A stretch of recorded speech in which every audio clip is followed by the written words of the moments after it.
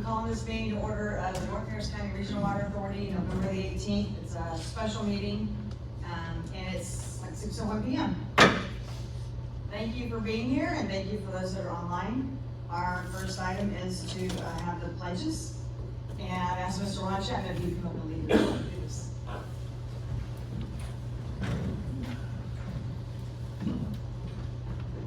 I pledge allegiance to the flag of the United States of America and to the republic for which it stands, one nation, under God, indivisible, with liberty and justice for all.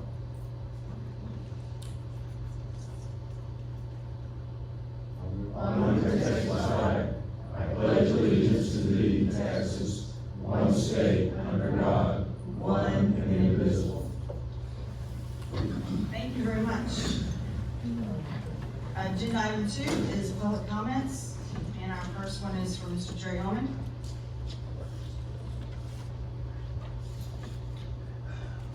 I will make sure that you always know that I agree with that. Can I have his 3 minutes?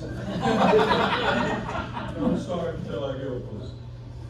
It has come to my attention that a North Harris County Regional Water Authority board member has requested that the December 1st regular scheduled meeting be changed to December 8th due to a conflict in schedule. What about everyone else's schedule, including other board members, consultants, staff, and customers that may be negatively affected because of a change in the regular meeting date? A complete lack of consideration for everyone else's schedule. No one board member missing a board meeting is that important. The only time a regular scheduled meeting should be changed or canceled is for a lack of a quorum, an emergency that affects everyone, and/or a complete agreement from the board with no dissension. A request to table or move an agenda item is a much more practical request should a board member not be able to make a meeting that has an interest in a specific topic on an agenda.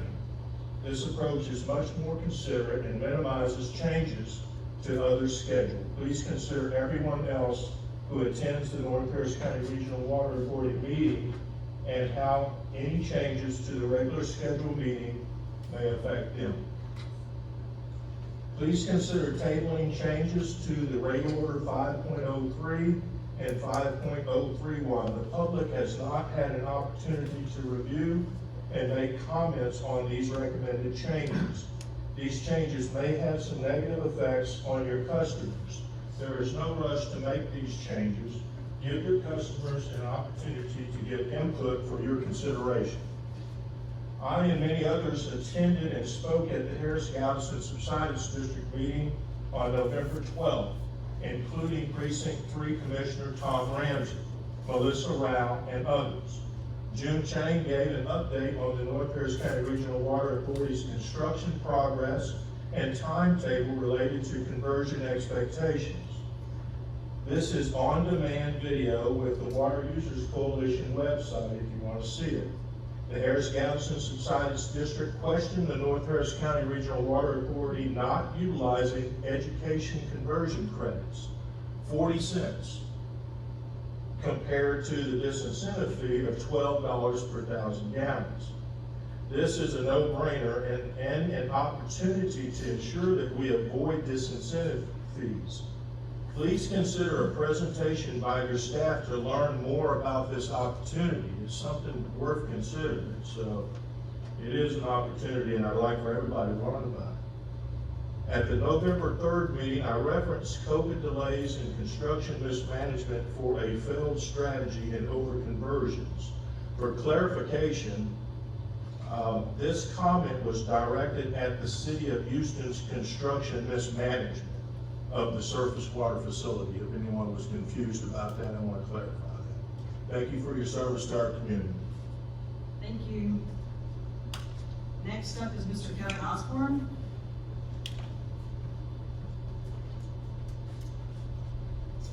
Hello, thank you very much for the time to speak this evening. I'm not quite as prepared as the previous gentleman with his printouts. My name is Kevin Osborne. I work as a mud engineer in the area. I've got clients inside and outside of the district. Specifically, I'm here on behalf of one client, Northgate Crossing, Mud Number 2, and the wanted to speak on the wording today, 5.03 on 5.031 of the rate order. I commend the board on making some revisions to that wording to clarify some information. I do think it needs to go a little bit further, specifically with the reference to new water plants and existing water plants. My understanding is that the board's intention is for the existing GRP plan participants to not have to provide the additional costs for conversion. That the intention is that the pumpage fees that the district residents have been paying for the last 10 years, and will probably be paying for another 10 more years before this district actually does convert, that those fees are what's used to cover the cost of conversion. This district specifically has 2 water plants. One of them is 40 years old and has the water level dropping in one of its wells. Because the water levels have been dropping, they decided to create a new water plant, which, as we speak, is supposed to be commissioned in the next week or 2. So my concern is they have an existing district has a new water plant, and I wasn't sure how with the wording that would be classified. And if there's a potential then that the district residents could be paying pumpage fees for 20 years, and then there could be some interpretation of the rules 10 years from now with the current wording as it is, that they still have to pay the conversion costs as far as conversion to chloramines, as well as easements, to get the water main to their facility. So that's just something I noticed. I wasn't sure if the board might be aware of that. That's just something to consider for other existing districts as well that may be have aging infrastructure and building water plants for the next 10 years. Thank you very much. Mr. Chen, would you talk to this week? Get with our general manager and he can answer your questions on what the plan is. Okay, thank you very much. Any other blue cards? All right, next up is agenda item 3, message from the president and board members. Start over on this side. And over there. Well, I've got a few comments. I haven't really given comments in a long time, so I'm kind of going to catch up a little bit. This is kind of a little long. If you take a little nap, it's okay. Just maybe your partner can nudge you when it's over. So I'm going to just talk about Subsidence District a little bit and a few other things, and then talk about the CIP at the end. Again, it's a little bit long. Thank you for your patience. Last week, the North Harris County Regional Water Authority presented the Subsidence District with clear documented reasons for our setbacks, resulting in being 5 years behind schedule. Due to COVID shutdowns, supply chain collapse, multi-year easement delays, and the City of Houston's Northeast Plant expansion issues. These weren't excuses, these were regional realities. Yet the Subsidence District did not acknowledge any of it in their discussions at the end of their meeting and after the meeting. They immediately fell back on buy education credits, as if that fixes a 5-year construction deficit. That tells me they're not operating in the real world. They're operating in a regulatory bubble that no longer matches actual conditions. They're simply interested in checking a regulatory box, whether or not that box makes sense anymore. Let's be honest, this conversion schedule is not about conversion anymore. It's about funding future growth. I've heard the former mayor say it too. The surface water mandates, conversion deadlines, and penalties were never designed for affordability. They were designed to push massive regional growth onto the backs of current ratepayers. We're watching homeowners struggle with high taxes, costly insurance, inflation, utilities, and Subsidence District's answer is buy more credits, pay more fees, absorb more debt. Well, ratepayers cannot carry a limited infrastructure cost because other jurisdictions want to accelerate growth or maintain a rigid schedule that no longer reflects post-COVID reality. Let's remember something fundamental. Harris-Gallatin Subsidence District is an unfunded mandate. They issue the regulations, they enforce the deadlines, they impose the penalties, but they do not provide the money, resources, or manpower to meet the mandates they impose. They push the cost and the debt downstream onto water authorities, MUDs, and ultimately onto the homeowners who can least afford it. Even AWBD, the statewide organization representing these very special district water utilities, explicitly criticizes restrictive, unfunded state mandates. That is exactly what the Subsidence District is imposing on us. Unfunded mandates are the fastest way to bankrupt ratepayers while making regulators look clean. The Subsidence District gets to say it's your responsibility while writing a rule book with no financial support behind it. That is not responsible governance. That's cost shifting, and it hurts homeowners. And here's what makes the Subsidence District's rigidity even harder to justify. The state itself, the Texas Water Development Board, has already demonstrated far greater flexibility. On July 24th, 2025, TWDB approved the City of Houston's request for $966 million in financing for the East Water Purification Plant expansion, with the total project costing $4.2 billion. As part of that approval, TWDB granted the City of Houston a water loss mitigation waiver, even though the city was above the threshold for real loss. Staff explicitly called it a water loss waiver, and board members acknowledged it on the record. According to TWDB policy, utilities can request and receive waivers from the requirement to dedicate funding to water loss mitigation if they're showing progress and a plan. TWDB's own dashboard shows these waivers have been granted in multiple cases. It's an established form of regulatory relief. So if the state can grant a waiver to the city, a system with massive documented water loss issues, then HGSD has no basis to deny reasonable relief to an authority like ours that does not have a water loss problem. HGSD is holding us to a stricter, harsher standard than the state holds the City of Houston. And here's the part that should bother every taxpayer. HGSD's 19-member board is appointed, not elected. 19 people who nobody elected are issuing mandates, deadlines, and penalties that directly affect the bills of hundreds of thousands of households. How is that acceptable? How is it that an appointed board has more authority over our ratepayers' bills than the board those very ratepayers actually elected? That is upside down governance.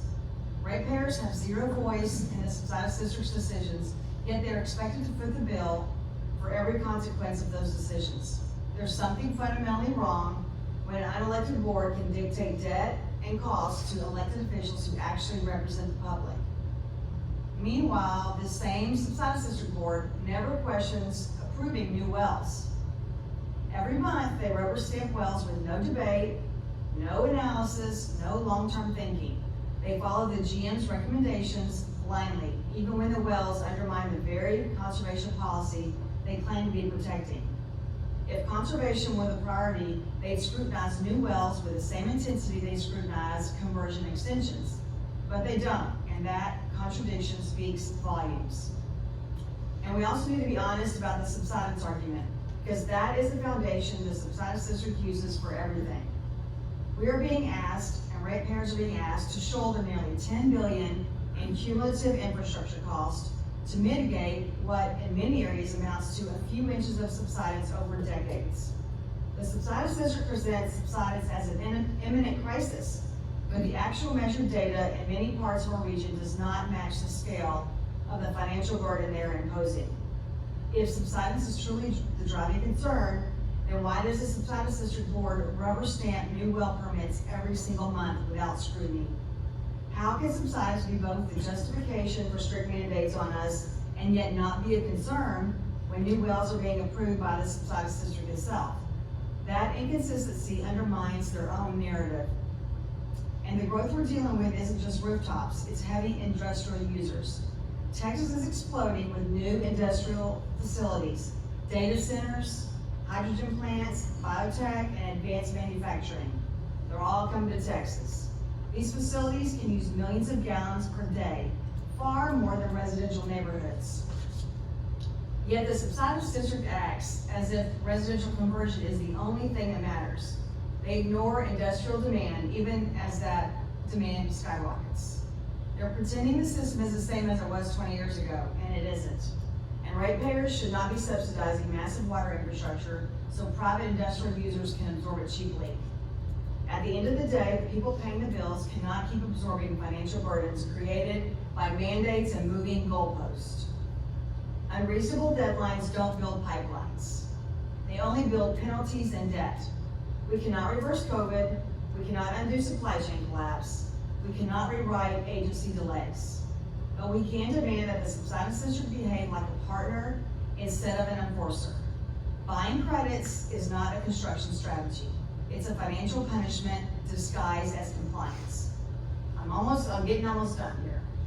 Our responsibility, and my responsibility, is to protect the people who pay the bills. That means challenging unfunded mandates, rejecting unrealistic deadlines, exposing the contradiction of rubber-stamped wells, acknowledging industrial growth's real water demands, refusing to let an appointed board impose debt on elected boards and their ratepayers, and ensuring ratepayers aren't forced to shoulder costs they did not create. We are here to protect the people who elected us, not to cater to the subsidence district. And lastly, as we transition into tonight's presentation of the 5-year capital improvement plan, I want to be very clear. I'm looking for a CIP that actually makes sense financially, operationally, and legally. I'm looking for a CIP that reflects reality, not an outdated set of assumptions. A CIP that the ratepayers can afford, not one that buries them under long-term debt driven by mandates that were never funded. I also want to address the 2014 groundwater reduction plan. The plan the subsidence district approved and the plan we've been working under for more than a decade. Whether that plan anticipated today's growth isn't the issue. The problem is that the target has never stopped moving. Every time groundwater demand increases from new subdivisions, commercial corridors, or large industrial users, the conversion percentage shifts. We are being held accountable for groundwater usage we do not authorize, do not regulate, and do not control. So as we review the 5-year CIP tonight, my focus is simple. Does it reflect the job we're actually created to do? Is it consistent with the 2014 plan we were told to follow? And most importantly, is it affordable for the people who pay the bills? Thank you for listening to me for that long little speech there. If the board doesn't have anything else, Director Ramsey. Yeah, if there's no objection, I'd like to have that included for better minutes. I agree. Very, very well done. Thank you. Any other comments from the board? If not, again, like I said, I haven't spoken in a long time, so I kind of was, it all built up. Next is agenda item 4, presentation by and discussion with the City of Tomball representatives. And I believe we've got Mayor Lori Glenn Quinn here tonight, and David Escobar. Our city manager. Okay, the city manager, yes. And you're, Thank you for coming. Absolutely. thank you for being here. Take your Over time. there, and there's a mic right above you. Okay. Okay. But we can hear you from there. Yeah. It's hard to see from others in the room if you're too far behind the post. Thank you for giving us a few minutes of your time to, I'm Lori Klein Quinn, the mayor of Tomball. I've been mayor for going on 4 years. Before that, I was on council, but I was also born and raised here. So I have a unique perspective about the uniqueness of Tomball. And I wanted to kind of let you know, some of you may already, but what makes Tomball unique is that in 1933, Humble Oil found the largest oil found in Texas. We were called Oil Town, USA. And they came to our founding fathers and said, hey, if you let us have unlimited drilling rights in your town, we will lay all your water lines and we will give you free gas for 100 years. We all grew up with heated swimming pools, we all had free gas, we had great water lines. That ended when the well ran dry, more or less, and Humble, which is Exxon, became Exxon, sold their leases and their mineral rights and their surface rights to a company named Tortuga and Americo. They really don't do a lot of drilling, but they do get the mineral rights, but they also enforce surface rights. I also had a privilege and how I became really involved in this unique law that they have and right that they have is when the 249 bypass came about. That road was started in the 1990s, late 1990s, and it was delayed 10 years because in gathering the right-of-way coming from Tomball city limits, and these were the old city limits, but that's expanded a little bit, but going through there, they sued the state of Texas because the state of Texas did not have surface rights in order to build a highway that is now the 249 bypass. For 10 years, they fought.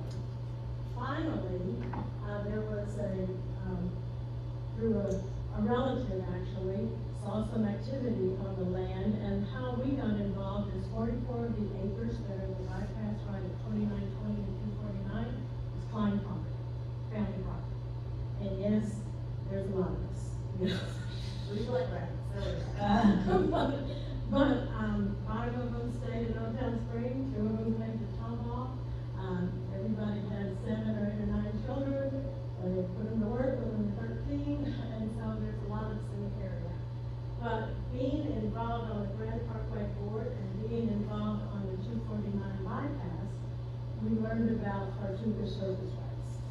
That whenever they wanted to build the road, Tortuga said, "We will pay for the right of getting on our land to build it."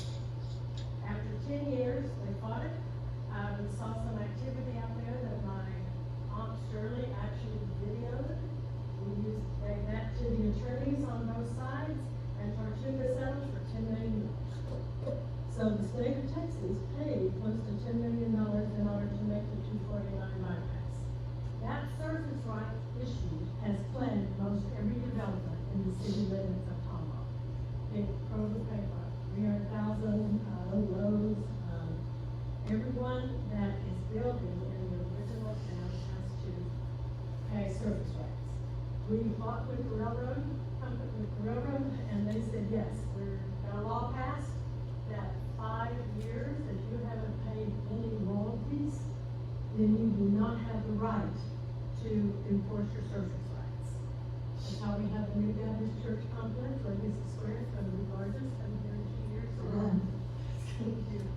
But that's how we were able to begin to take over our surface rights in the city limits of Tomball.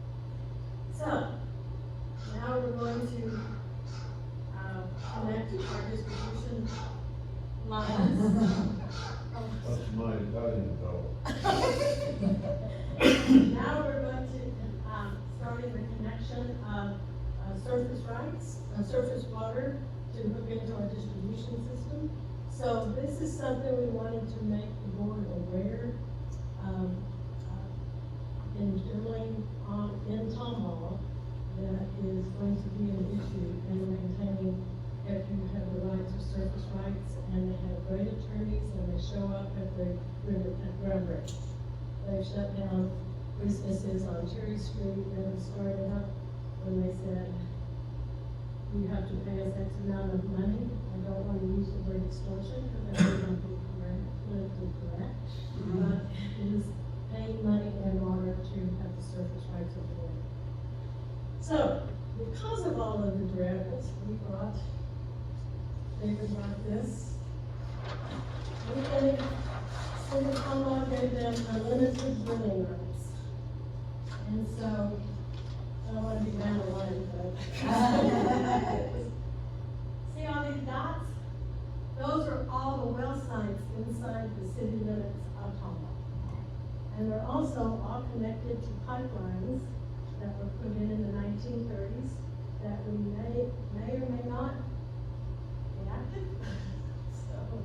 So these are the things that we wanted to ask surface rights, or the surface water started coming into Tomball, that we wanted to let y'all know, and we have met with this team just to let people know what you'll be dealing with when you come into Tomball.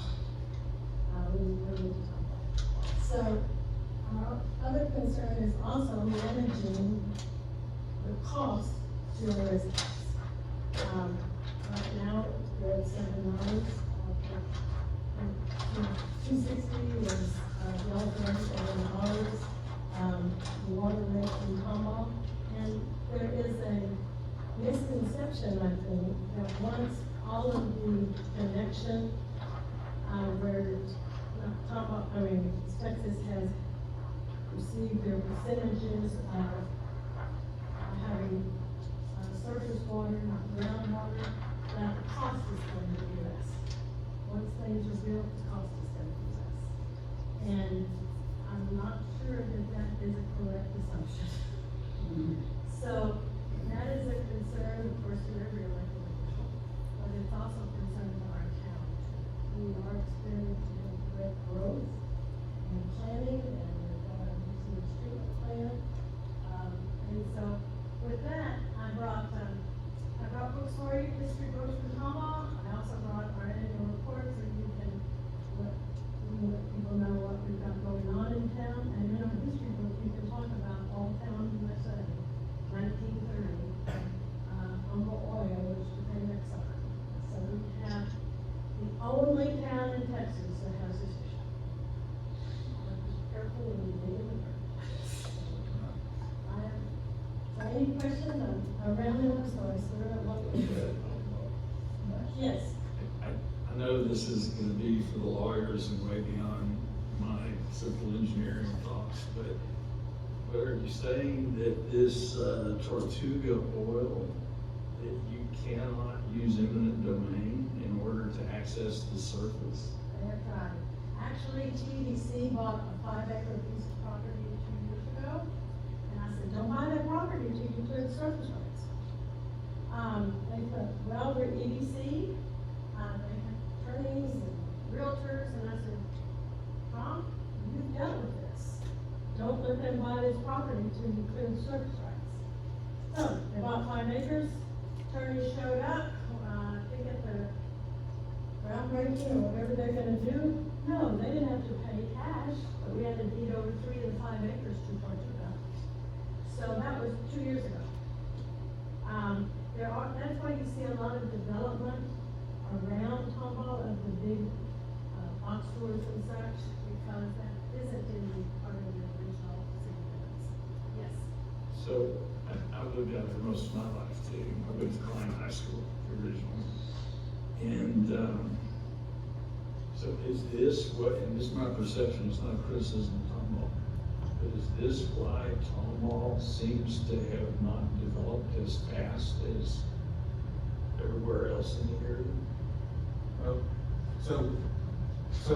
I think the important thing here is that, like the mayor gave the perspective from the historical context of what Tomball and gone through, and I think that is correct. Because when we look at developments coming into the city, the cost to develop property is significantly high. And I know that it's not necessarily unique to this whole region of the Houston region with the oil and gas industry that's here, but there is a significant amount of concentration in our area. You know it as well as we are experiencing, the growth is happening all over the place. Unincorporated Harris County, in the city limits of Tomball, we're having to plan for all of these, and you guys are gonna be talking about your 5-year CIP plan. We've gone through that exercise. Of course, our services are not just utilities. We're doing thoroughfare, parks, we have natural gas distribution there, our thoroughfare. So all of these master plans that we're doing that trying to anticipate and project future growth, they generate projects that we have to then prioritize and figure out how to implement, because that growth is coming. We're seeing it today, and when you start projecting future growth, I mean, it can run you over, as you well know. And so, in preparing that, the mayor is absolutely concerned about where we're headed with not necessarily identifying the projects and the growth and how we're gonna manage that, is how we fund this. And I know that it's on your forefront. I mean, Madam President, you just said, through your discussion. And those concerns are very real.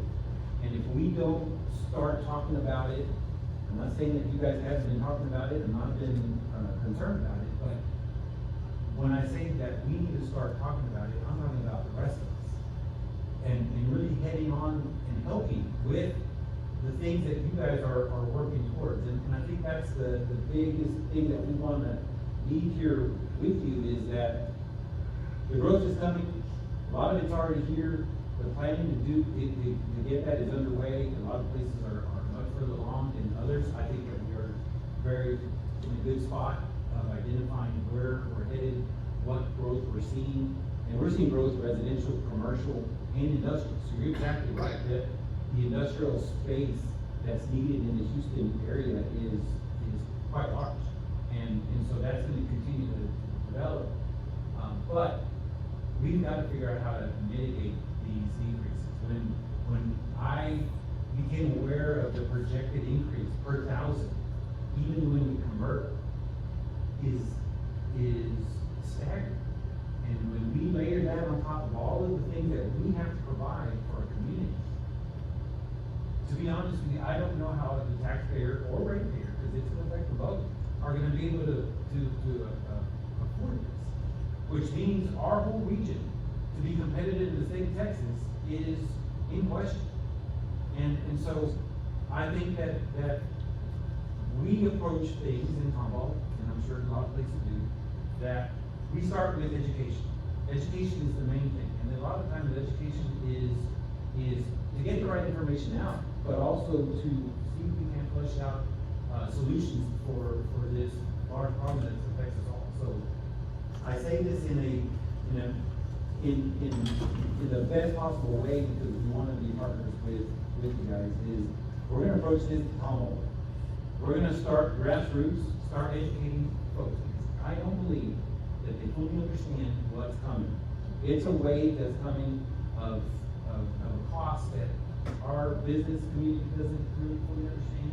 Our residents surely don't understand. And really even our, if you want to call them taxing entities, whether it's a city or a mud district or whatever it is, ESD, the impact that it is for all of our taxpayers and ratepayers is so significant that we need to get the discussing and help this board and what you guys are doing, because I know, what you're going through. You're having to implement projects, and so you need that funding. And you're right, the discussion needs to continue about whether this is an actual crisis that needs to happen. I can tell you as an engineer, because I am an engineer, and so the idea of subsidence, the idea of if that's our primary water source, and we're taking out of our aquifers, and that we're gonna have inundation areas and subsidence in different areas, it is a real possibility, and I'm sure it's measured, and there's places that affect it much more than others. In Tomball, I don't think that we have that big of a problem, but in our certain areas, we probably do. And so, not suggesting we ignore the question or the mandate that we're all under, but is how do we mitigate this? How do we do that? And the only way I believe that we can do this is we can't go it alone. This region should not shoulder the burden for one of the largest and most important areas and regions of the state of Texas. So the state of Texas needs to step up and need to help us. And so that is our plan. We may be only 13 square miles, but let me tell you, the Tomball Way, they can get people riled up and coordinated and have a focused voice. Small but mighty, right? Yes, and that is our intent. Quick question, I don't want to take any more time than necessary, but I have worked with landowners and developers in that area, and there is a provision in the regulations of the Texas Railroad Commission that allows, when you're creating a subdivision, to go to the Railroad Commission with your land plan that includes drill sites. The problem with Tortuga is they want an 8-acre drill site when they probably need 1 or 2. But there's a way to regulatorily get that done, and I'd be happy to visit with you offline, but. No, Brandon, that's where the negotiations start. So then it starts, and then all of the collection lines and the saltwater line, we Right. have to They relocate have to those. also prove that they're useful and that they're in use, which they can't do. And They're falling that's where the apart. mayor talks about where, sourcing money that they request, and that's what drives all these costs up. So yes, it can be done and it can be created, but this cost of developing is going up. We take it passed down to the buyers. And then we're laying on top of that, all of these fees and taxes and things that it's normal. And if we don't try to hit it off, it's gonna catch up with us really quick. That's how we were able to get the Legacy School Baptist Church. But there is, oh, it was 5 years that we never received any royalties.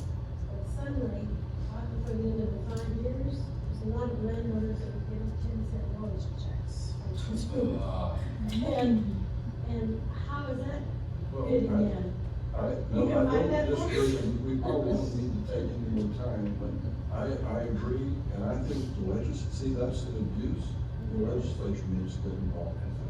Real quick comment. We've got a director, Yes. Yeah, back to your original concern on the cost. If I understood the math originally, you're about $7 now, and that's with our reduced rate. We're at 260 and ours is Yes, at we're at 5 Plus our 260 or so. So if ours goes to 8, you're looking at 13 or more. Well, Yes. All right, my only comment is, in the city limits of Tomball, I'm a real estate broker. You don't have much, you have PIDs. And we don't allow those. Correct. And the PID can't raise their rate once the homeowner buys that house. Right. So they're hamstrung, because they cannot raise the tax rate or the PID rate. So the increased rate, a MUD can spread out, they can't. And the reason for that is because MUDs are a living, breathing taxable entity. We knew that to build our new sewage treatment plant and other infrastructure that had been pushed aside for 15 years, we issue bonds. And when you do the calculation for bonds, the tax, one of them is the total taxes per capita per person living there, and you include MUD taxes. MUD taxes can go up to whatever the MUD board wants it to be. And so in order to keep the highest bond rating that we have for a city our size, MUDs were not allowed 10 years ago. And Western Developers Agreement said no, but then EDC did PIDs. We do public improvement districts.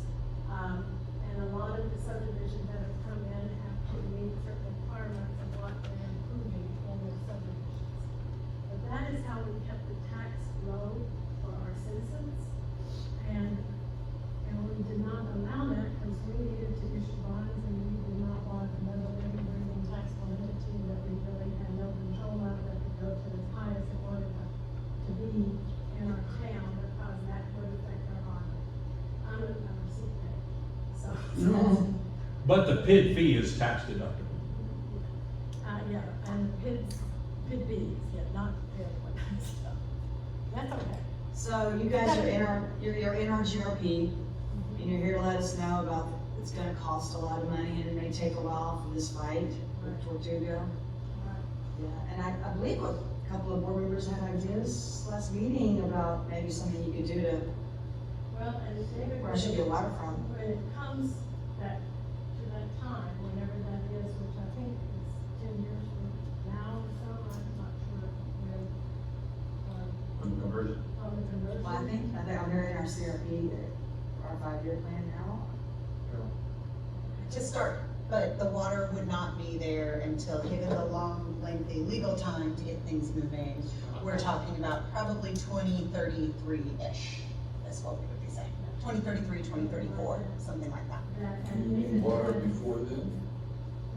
Yes, and so that again is the issue. So I've got 4 major CIP projects for the city, equating to $120 million, and 2 of them are, new water supply. And so I can't wait.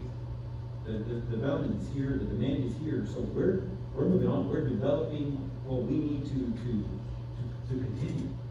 And so when the plan is to connect and have that available now, water supply for surface water, I will have a redundant water supply. So my taxpayers, who's paying for the debt that we issued to develop this, will have to continue to pay for that. And now the ratepayers will have to pay for the redundant system for this. So it's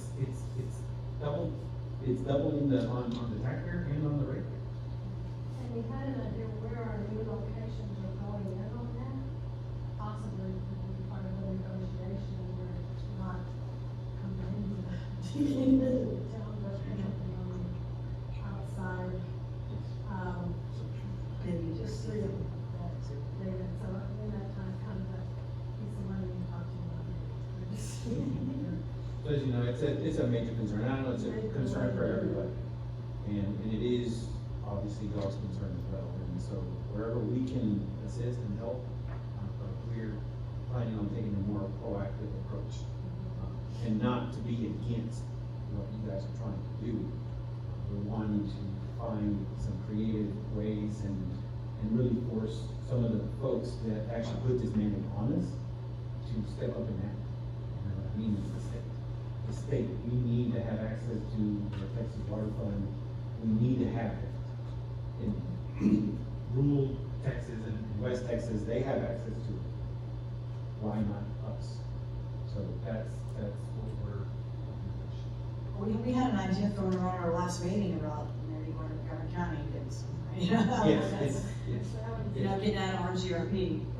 Round up everybody. Yeah, and, if they're gonna have the same issue, well, they don't have the, So you're concerned that pipelines Well- could hamper where we want to run our lines? Is that part of it? That's the mayor's, she wants to point out and make sure it's full transparency is that there's challenges, and I know that you guys run into it every single day, and Cobalt can be unique. I will say that, it can be unique. Yeah. Our fear is, have all the plans, you work it out, you get to the right minute, the construction's there, and their attorney shows up with their cease and desist order because you don't have the surface rights to walk on the land again.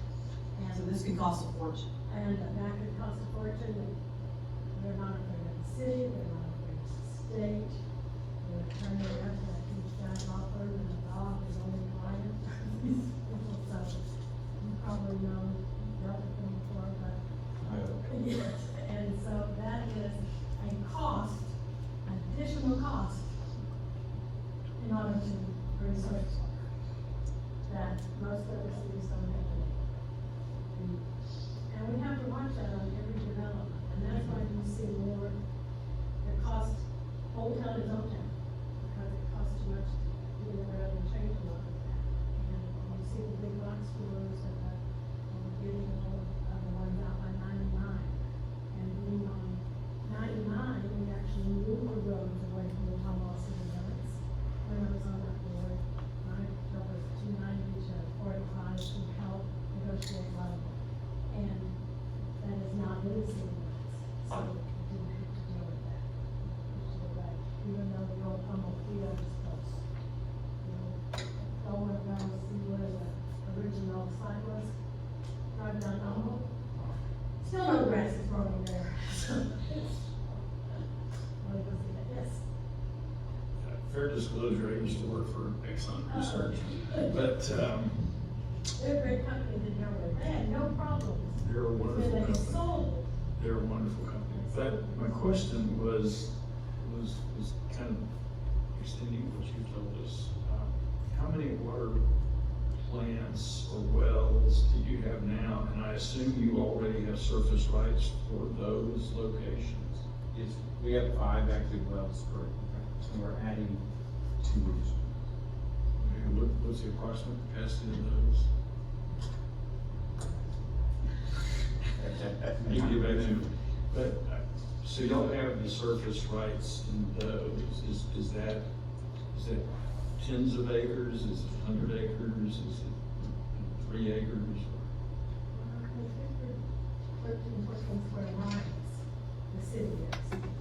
School district's 82 square miles, so they're all Tomball, and so, But I mean, as far as your surface rights, So the surface right is only where we need to do the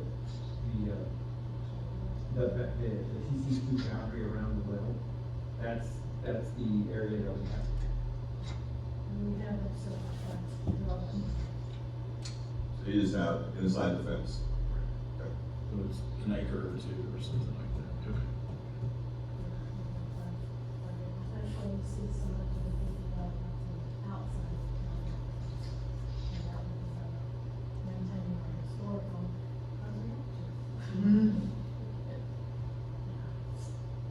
So, any other questions?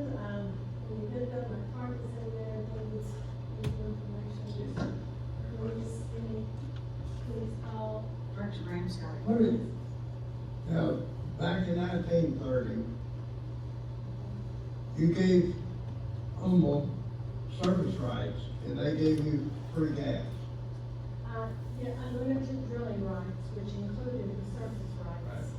And you got free gas, but you don't have free gas any longer, No, right? that ended when they sold those leases to Tortuga. And Did was that in the null 1980s. void the service rights too? Yeah, and then they sold, Humboldt became Exxon, and Exxon, I don't think the founding fathers or the people when they sold it in the late eighties. I was alive, but I was, doing that, but in the late eighties, when, this was sold to Tortuga, we, people who were on council signed off on it without realizing that surface rights were in that agreement. And it really wasn't enforced when Exxon had the surface rights. They were great to do it.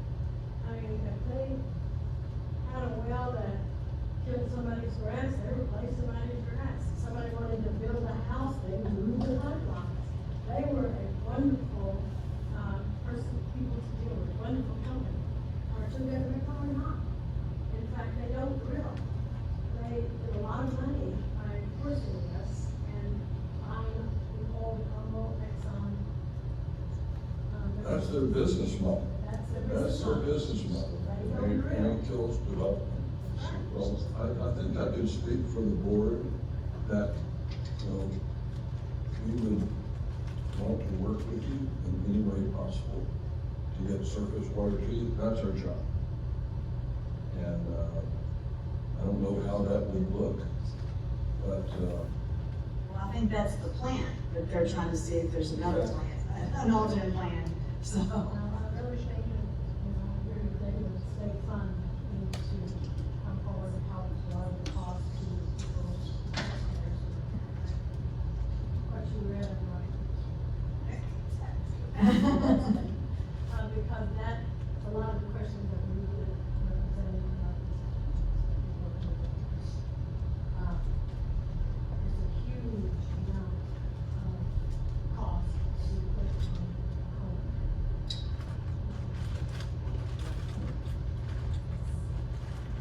thank you so much. Any other? Director Graham. One last one.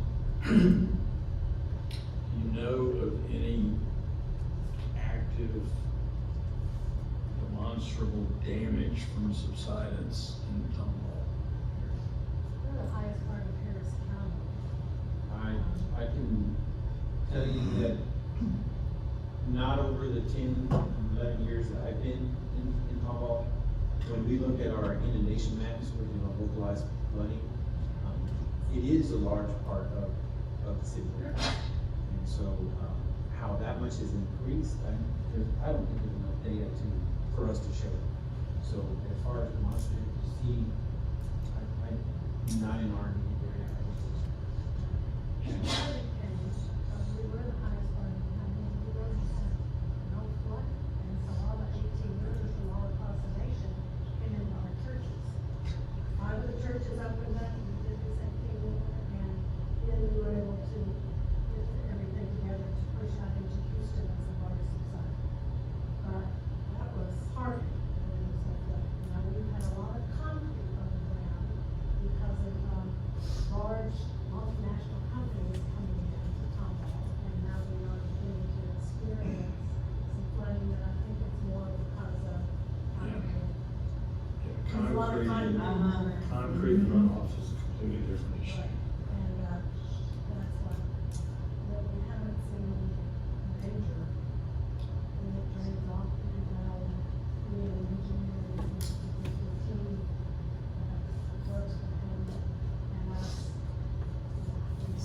So you would say that y'all are pretty high above sea level and there's no issues with subsidence in that area as far as you know? I know Commissioner Ramsey, it was great with him on the start of rural parks. So Zion at 249 is one of the highest points in Harrison County. And if you look at the Harrison County subsidence district maps, Powell has not changed substantially in 30 years. Thank you. That's good to know. And, I know that Commissioner Ramsey is going to put in our, San Matthew Park, Park connection, a monument of some sort.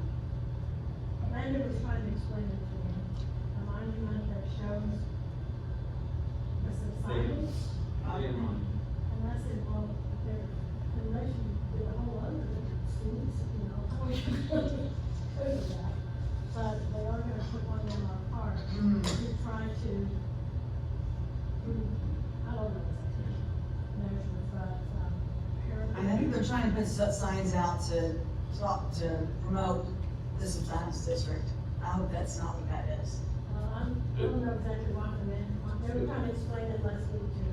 But my question wasn't meant to imply there's zero subsidence. It's do you have damage from it?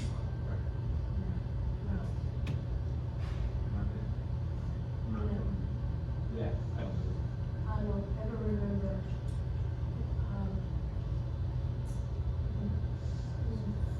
I think it was on council, I got zoning.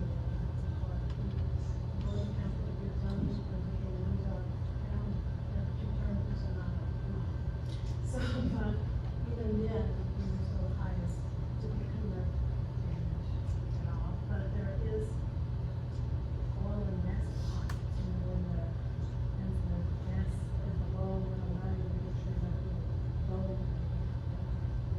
I don't know all that.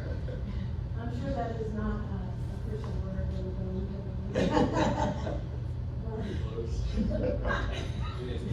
Thank you so much for having Gave us. us all that information. It's good to know, and I know, I believe y'all have spoken with our general manager, Jim Chang, before, and It's they came and came out and some patient as we ran out all the maps. David, you get to be our new expert, because it's all in your area. I've talked to him a little bit, okay? so. Thank you very much for coming. You want to give a shout out to the holiday parade, on Saturday? Saturday, yes, we have our Quincy holiday parade, we have close to 150 floats, and then at 10 o'clock, and, 3 hours, and at night we have the next tomahawk. So it is a good, really is a lot of fun, little kids, there's things going on in the parks, there's things going on everywhere.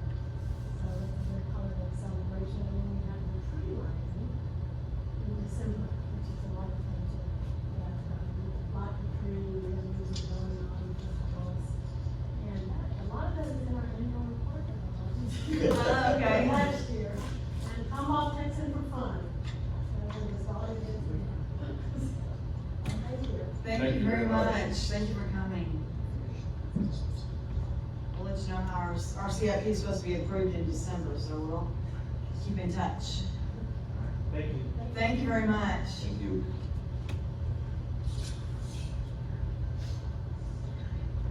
Okay. That was agenda item 4, agenda item 5, approval of the amendment to the rate order. I'd like to move that we postpone that and give, this period of public comment. Just as an example of what we heard tonight. We move this off to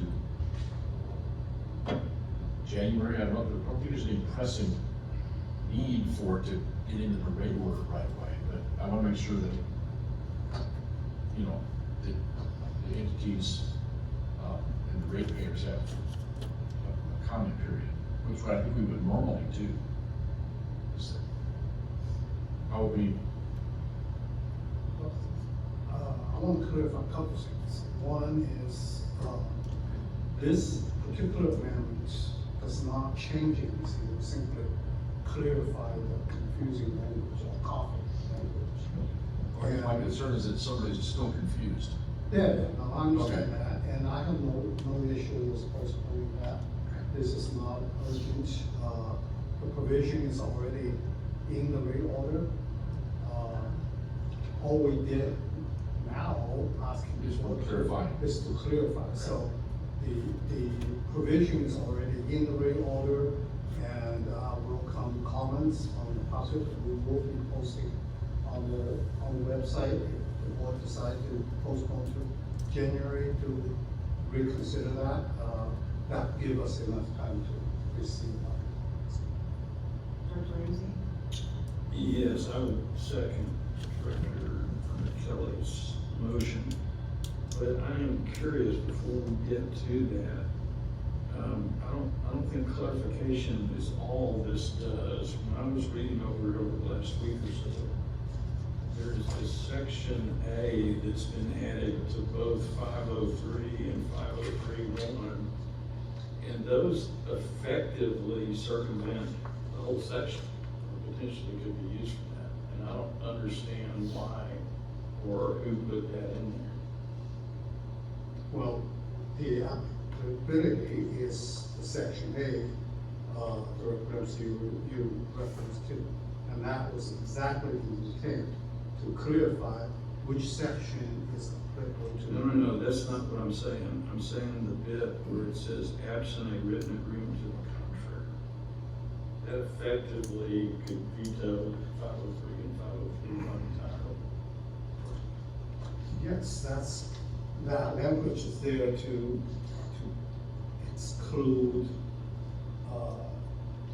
situation where we actually enter a water supply contract with a entity that is our new GRP participants, but not within the authority boundary. So those customers are treated as a new participants, but they are not subject to the supplement rate that the board passed last time, a few months ago, under 3.08.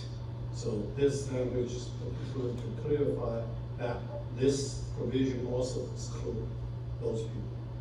Well, if that's the case, then I suggest we get the true wording to reflect that, so that it's not unclear. But yeah, I'm all with you.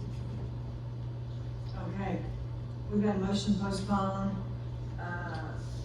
approval of the amendment to rate order section .503 and 5.031, 5.03, 5.031 to January. Will it be a public hearing or just, no? Just public comments. Okay, And I am not certain what I'm supposed to revise because we went through this revision with our general counsel and we have not received any objection or revision. So unless any you know what Director Ramsey wants you to change, I thought that was pretty clear. Now, it reads to me like any new water receiving facilities have to be surface water ready as soon as they're constructed. That's what you're trying to convey, is that correct?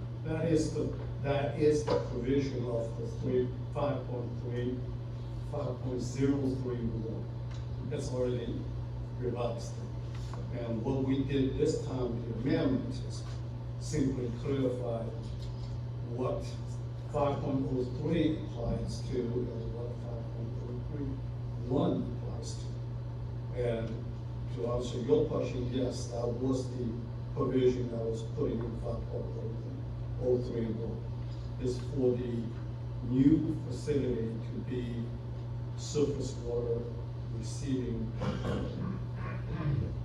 Because we have a problem when the new facility was built, the mud did not include any space for additional chlorine facility, and then the authority had to incur very high cost to retrofit that.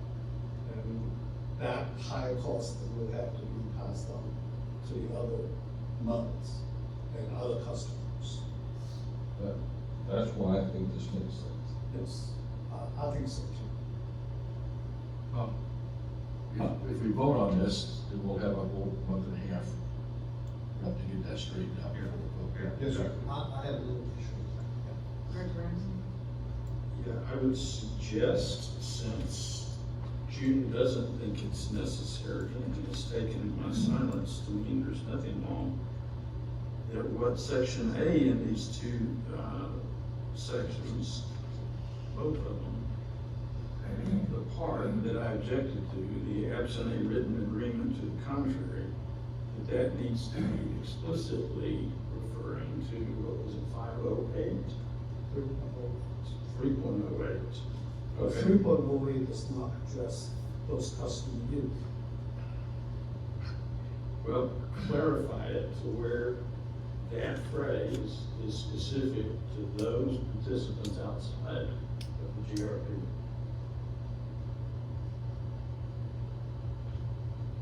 More specific than absent a written agreement. I read all. Yes. You seem to draft the language to satisfy whatever the board wishes.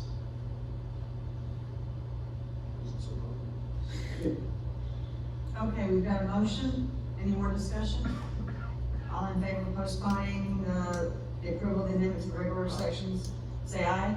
Aye. Any opposed? No. Motion carries. That's to January meeting. January, Whatever it is. wherever it is.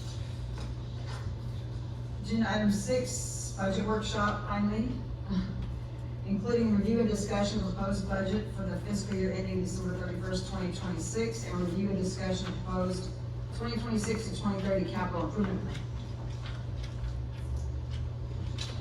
Good evening, everybody. So we're gonna first start and talk about the O&M budget for next year. And we're gonna run through these slides, and all the hard questions I'm gonna pass to Brian, which is why he joined me up here at the table. But we wanna run through each of the different categories that goes into the O&M budget that will be within Cindy's budget that she presents the final numbers at the end of this. And I'll go ahead and click the next slide. So y'all have seen my project life cycle graphic. I've shown you this a lot of times before, that, you know, going all the way through projects, getting planned, and then we put them into the CIP, then we execute the actual projects, and we start working on them. Well, there's really a step that comes at the very end of this for all of our assets. It really doesn't end at the project closeout phase. It's operations and maintenance, a very important part of what we do. That's how we get the water out the door. So Brian and the Infomark team, once an asset is built, they incorporate those assets into their asset management system. They operate it to meet whatever the demands may be. They perform regularly scheduled maintenance on those assets. They track the condition of the assets in that asset management system and perform routine inspections of their assets to see if there might be something that looks problematic. If an asset fails, they're gonna do emergency repairs. And then they also try to put a plan in place to repair and replace aging assets preventatively. And not wait until those fail, but let's look at what are the most critical assets that are out there, and let's try to start putting a plan together to replace those. You know, at home, hey, my water heater's getting old, water heater's important, if it breaks and leaks, it's gonna be a big mess to clean up. You know, thinking about that, when is the right time to pull the trigger? So in 2023, Infomark actually went through and looked at all of the assets in the system and did a very detailed asset management plan where they identified the condition of every single asset that's out there, as well as the criticality and what happens, what's the ultimate risk if that asset actually fails. So we'll talk a little bit about their recommendations from that, because some of that we pulled into this plan, or into this proposed O&M budget.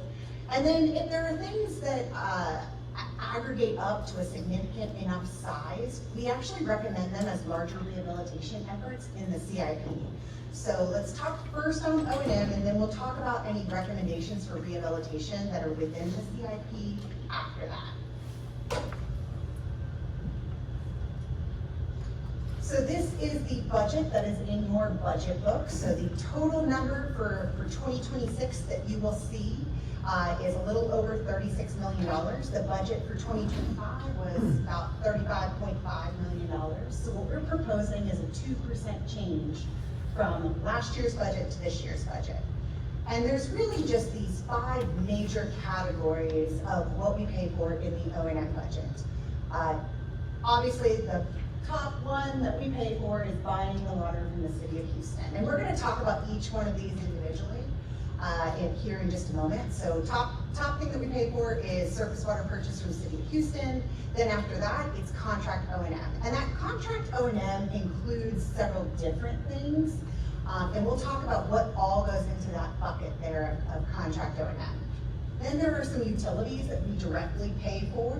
There's fees related to groundwater pumpage every year that we have to pay for and account for in our O&M budget. So that's what that little golden color is. And then we've got a contingency that we always keep within the O&M budget. So I'll talk about each one of these pieces of the pie here next.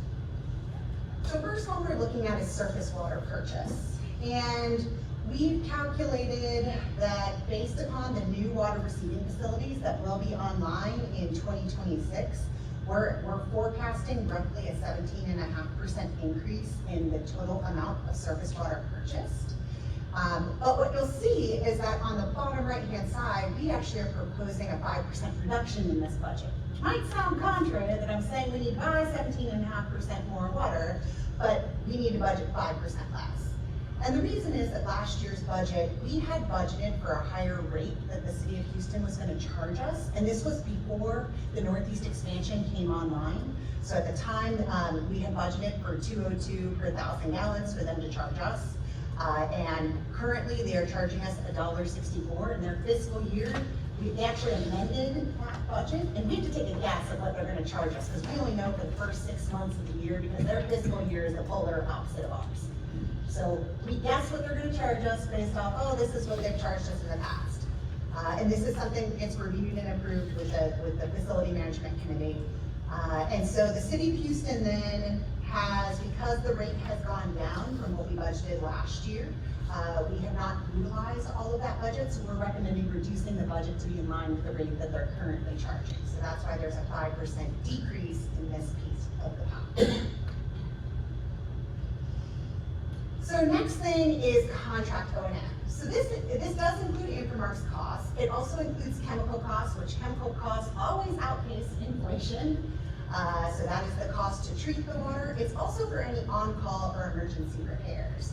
So there was a line break that happened several months ago that we had to call in an emergency contractor to come in and do repairs. Infomark had to spend time on different things to clean up the water. All of that are things that we put into that contract O&M budget. So we are recommending, while we recommended a decrease in the other line item, in this one we are recommending an increase here.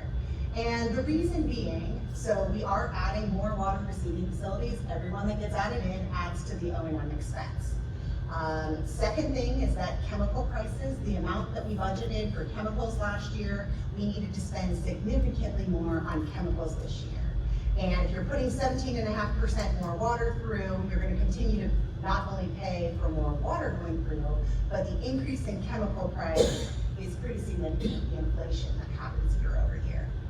And then this is one where we put in a piece of the budget, so it's a little over $1.5 million, for us to replace some of these aging high-risk assets. And one of them right now, in fact, has even been pulled, and it's pump 5. Pump 5 at Schindewolf, actually, we have pulled, and is currently, has already been assessed and recommended to be replaced. So, and the pump alone is over $500,000. That doesn't include installation or anything else that needs fixed to re-pipe it back up. So, so we've got almost $1 million in critical repairs at Schindewolf alone that need to happen that are urgent because this pump is currently out of service and needs to be replaced. And then we've got, I'd say maybe it's about $500,000 worth of budget that's in there for various repairs throughout the system to some of the other critical assets that they've identified as high priority assets. So this is one where we have added, have recommended an increased budget here. but still trying to keep it overall that we're not increasing the budget significantly. Address some of these aging assets. So utilities is the next piece of the pie, that teal green color that you see up there. On utilities, obviously, if we pump 17.5% more water, we are going to have to pay for that much more utilities. Utilities, largely, it's electricity. There are some costs for, our SCADA goes through cell towers, and there might be a telephone out there. There's water and wastewater service to whoever the local MUD is, where we've got our facility located. So we pay for all of those things at each of these facilities. But electricity, by and large, is the #1 driver of our costs for utilities. On the electricity side of things, we actually were in a very good long-term rate. Some of you may do these kinds of things at home where you go and go on the market and get a 3-year locked-in rate. We had a great rate. Unfortunately, at the beginning of this year, we had to renegotiate that rate, which means we bought into the higher price. So therefore, this year, we've seen significantly more cost for electricity because the rate did go up substantially. So we have factored in, that rate is locked in, we've factored in that same rate with the increased usage, and that's why this budget, while it says it's a 58% change, it's a little over $500,000 change on this one line item.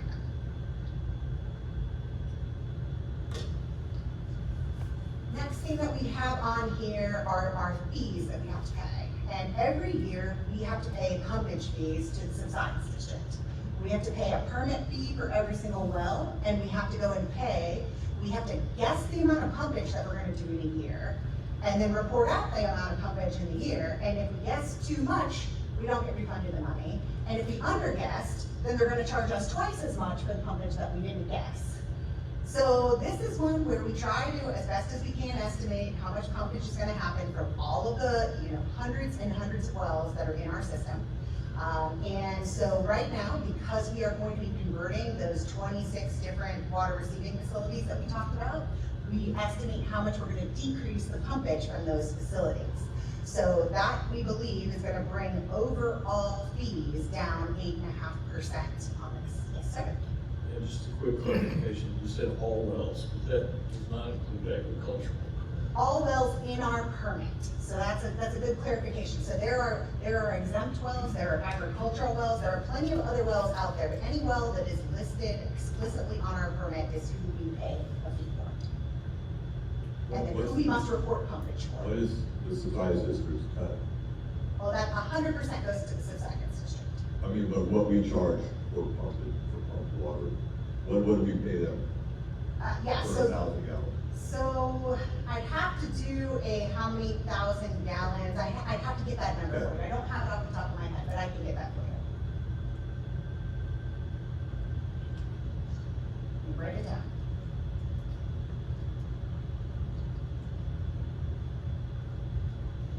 Let me ask, Yes, sir. back up, on this pump at NHCRWA, have you ordered that pump, or We have not yet ordered it. what are you waiting on?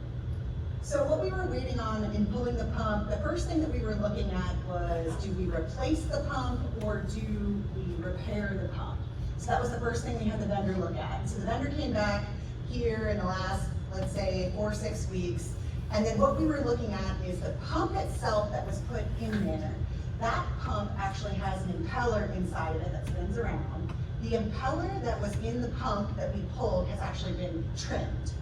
And so what we were doing was assessing hydraulically, if we're gonna full out replace this pump, in the future, we need this pump station to be able to pump more capacity. So we were looking at some things on optimizing capacity. If we're gonna have to replace the pump, do we go with a full-size impeller or not? So and to do a full-size impeller, you have to make sure you have the right motor on it, the right power going to it. So it's not as quick as just, oh yeah, put in the bigger impeller and let it rip. So that's what we're having, we had the engineers take a look at that. Yeah, but we're very close on that, making a decision. In fact, have a meeting on Thursday to go over this. Yes, sir. What horsepower is this one? I think they're about 500. Yeah, I believe so, 500. There's 500 in the past. Yeah. So, how old is this pump? So it would have been one of the original pumps installed when the pump station was built, let's say 2014, 15, or no, 2010, 2009. Right around there, 2010, yeah. Does that in the realm of a normal pump life? For a pump that's been operated pretty constantly in that 15 years, I think that's a standard rebuild. Now, the question of is, what can we do to make sure that we've got the best materials of construction to stretch out the length as long as possible? That's definitely something we've been talking about as well. Yes, sir. Just pure curiosity, is it just the pump end and the power end too? I think right now I can't do, from what I'm hearing from my engineers, that I can't increase the impeller size without upsizing the pump, the power end of it. But on the power side, there are some improvements that are needed there, which we're gonna talk about actually on a CIP project, because there's a recommended, so spoiler alert on this, in the CIP presentation, there is a recommended project for us to do some rehabilitation work at Shinnewook, with it being a 15-year-old facility, with only a couple of the pumps have been replaced, and several of the other pumps need to be replaced. If they're all looking like the last two that have been pulled, they all need replaced, and it's all just a matter of time before each one might ultimately fail. So those are all in, that is something that's in the CIP budget that you'll see shortly. Okay, any other questions on this one? All right, last piece of the pie is an easy one to explain. This is just contingency. We keep a consistent contingency budget in here. Just what if we need to buy more water from the city of Houston than what we budgeted, because we budget for average water flows, not for peak high and high demand. What is the rate that we're estimating they're gonna charge us next year is a little bit different. So we recommend just continuing with the same contingency budget in this O&M budget. So recapping all of this in one table. So in one table, so while we're increasing water, so surface water is largely what drives our O&M budget each year, both purchasing it and the transmission of it to each of the water receiving facilities. And that includes maintaining our assets, and that includes chlorinating it and pumping it back out to these different facilities. So that is largely what drives our O&M budget. We are projected to increase by 17.5% next year, that number. But then the recommended overall increase is just a 2% increase in the recommended budget, which the total dollar amount then is about $850,000.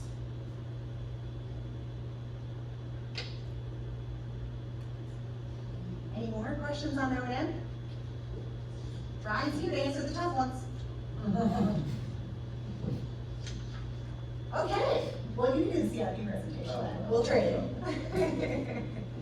Okay, so let's talk about your CIP overview. And you've seen several of these things between last year's CIP, we talked about different things, and then our master planning workshop, we were hoping to try to tee up some of the big things that are out there. So talking about background of the CIP, yeah, maybe you actually can see if I have a pointer. So this is our service area map. It's up on the wall, and it's an updated version of the map that's right here behind me. And it's one that I know I promised to a couple of you as we get this updated and finalized that I would get you a printout of the large map. What you're seeing in here for the CIP, just to remind everybody what's currently in your CIP. The areas that are in dark gray is what is already active and built and operational. And then in terms of the project series that are currently underway, and go right above Andy's head to this teal color right here, that's Project 31. Project 31, sorry, I'm on the screen right behind Andy. The Project 31 is intended to add, I have the numbers, because I know Director Ramsey likes numbers, so I made sure to bring numbers. Okay, so Project 31 has 15 water receiving facilities. It also is a large trunk line to feed water to the others. It is largely in construction and almost all in operation. So this is ones that we are working hard with each of our MUD partners to get things started up with them. And so that's on Project 31 that's nearing the end of construction right now. There's one project that was a little bit longer delayed because of land acquisition. 31F is that construction contract. That contract, it just got started with construction. So that one's going to continue in construction next year. It has one MUD that's connected to that. Looking at Project 35, that's the next one up here on the map, and that's right directly above Andy's head, so that salmon colored, I guess I would say. So Project 35 connects 10 water receiving facilities. Project 35 is largely in construction. There's 4 construction contracts on that one. 3 of them are just about ready to be started up. One of them is going to take a little bit longer and will be Q1, Q2 of next year when that one starts up. But that's our 35 series. 37 series, oops, sorry, I just pushed the wrong button. Okay, 37 series, that's this blue color up over here, a little bit darker than Carolina blue. So this 37 series is meant to connect 22 water receiving facilities, so it's a significant number. And that is just about done with design. So we are deep in the throes of land acquisition, and if any tough questions on 37 come up, I'll have Raphael come jump up here and talk about it. But in terms of the 37 series then, that is nearing bid advertisement. So we should be advertising those next year. Now we had planned on we were trying to get them advertised by the end of this year and had budget to start construction the end of this year. It's trickling over into early 2026 due to the land acquisition delays. So that's one of the projects that will be carrying over into the next fiscal year. Next series of projects that I'll talk through is 23 series. So 23 series right here. This actually is a pipeline that we are co-funding with the City of Houston, and Central will also have a take point off of this pipeline. So it is a pipeline, and it looks like the pipeline, I did it again, sorry. It looks like the pipeline to nowhere, but really the northeast transmission lines are coming and connecting at these points right here. Those are your 3 meter stations. So there's a meter station right here that'll come up along Hardy Toll Road essentially and kind of runs parallel to Hardy Toll Road, crosses over to a new pump station. The new pump station will be located right here. That's the Hardy pump station.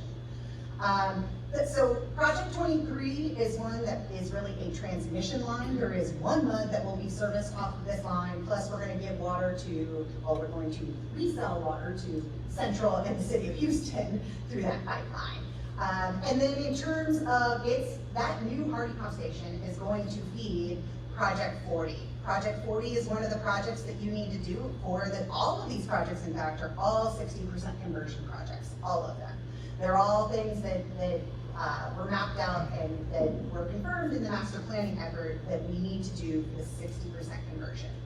So this Project 40 here, Project 40 adds 21 water receiving facilities to our system, and Project 40 has just finished the routing study phase where they've evaluated different alternatives and looked at costs versus other impacts to make a recommended route for each one of these pipes. We will actually be presenting on this to you. Pending what we do with the board meeting in December, we'll either be coming to you on this in January, February, March, we're in that time frame. So we're gonna come to you in the first quarter of the new year to talk about Project 40. Talking about Project 39, which is really Project 40's cousin. This, we did a routing study at the exact same time. This one has 11 water receiving facilities on it. Project 39 is all fed off of the existing system, including up there to ExxonMobil's campus right there. So that is Project 39, which is also part of the 60% conversion. And then last but not least, yes, sorry, go ahead. Okay, you mentioned ExxonMobil. Yes, sir. Are they part of this, or they can say?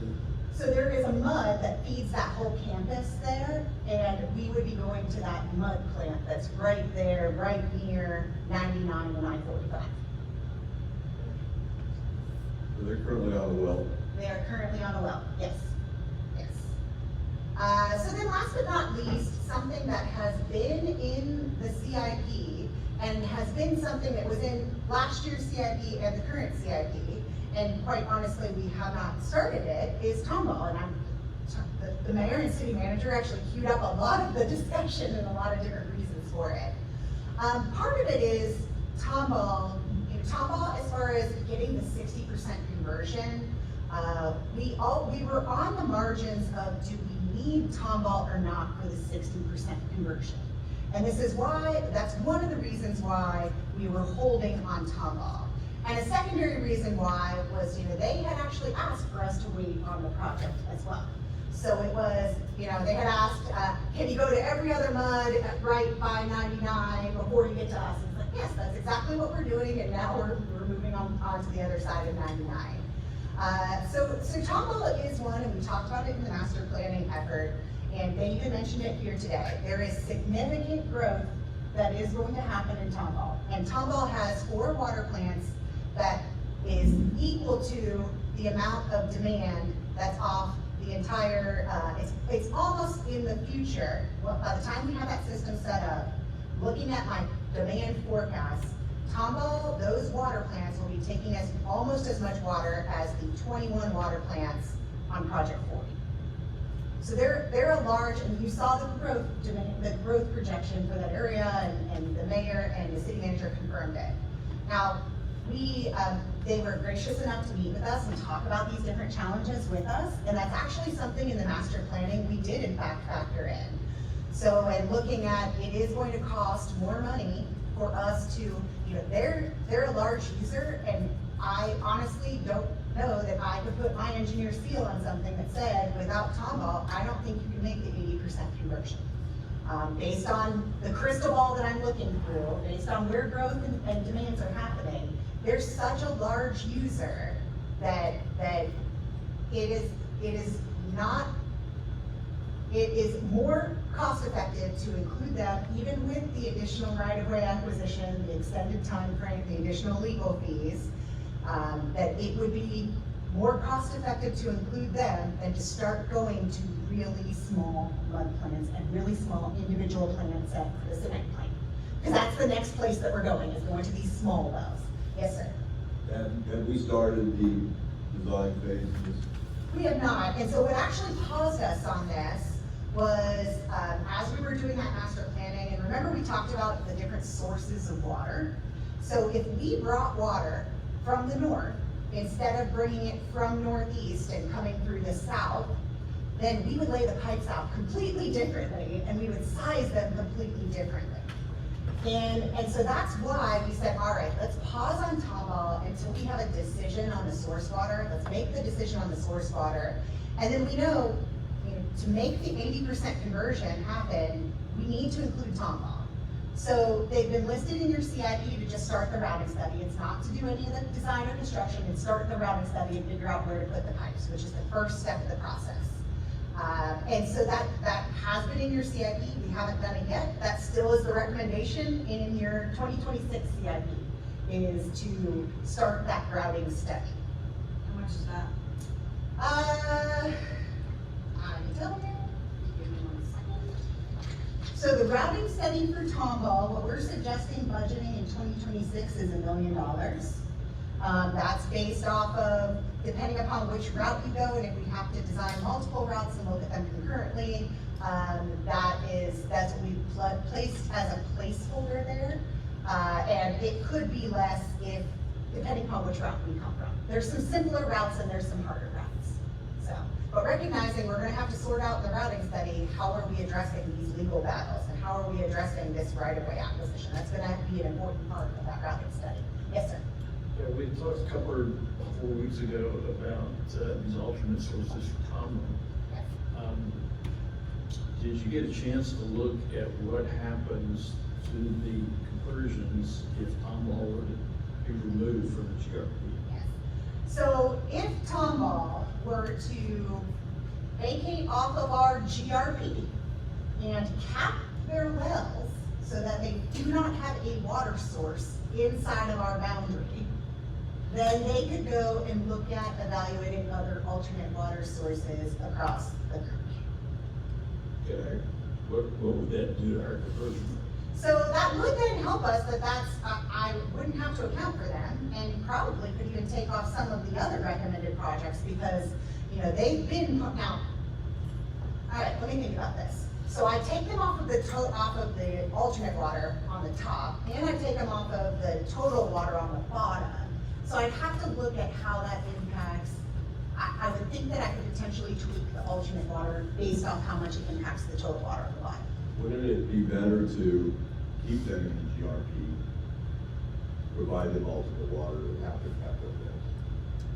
Because then, they're getting 100% surface water and they're a big part of our GRP. I think for them to have backup water supply, most of the MUDs that do receive our surface water still maintain their water supply. In the event that something happens, that our system is down, that they have a backup. But if they're primarily, let's say in a year, they're using 90% of the surface water and 10% of the groundwater. Yes, I think we planned on 95% in fact in those conversion calculations, but yes. Then there's a big advantage to having them in the GRP. There is an advantage to being able to get them water. Yeah. And we did talk with the mayor and the city manager and his staff when we were there about, is there a way that we could help expedite? Do they need to build those last 2 wells? Because they're building those 2 wells for growth. Do they need to build them? Is there a way that we can get our pipes to them? And they're actually, TxDOT is doing some projects to widen different things, and the county has some things on the thoroughfare plan.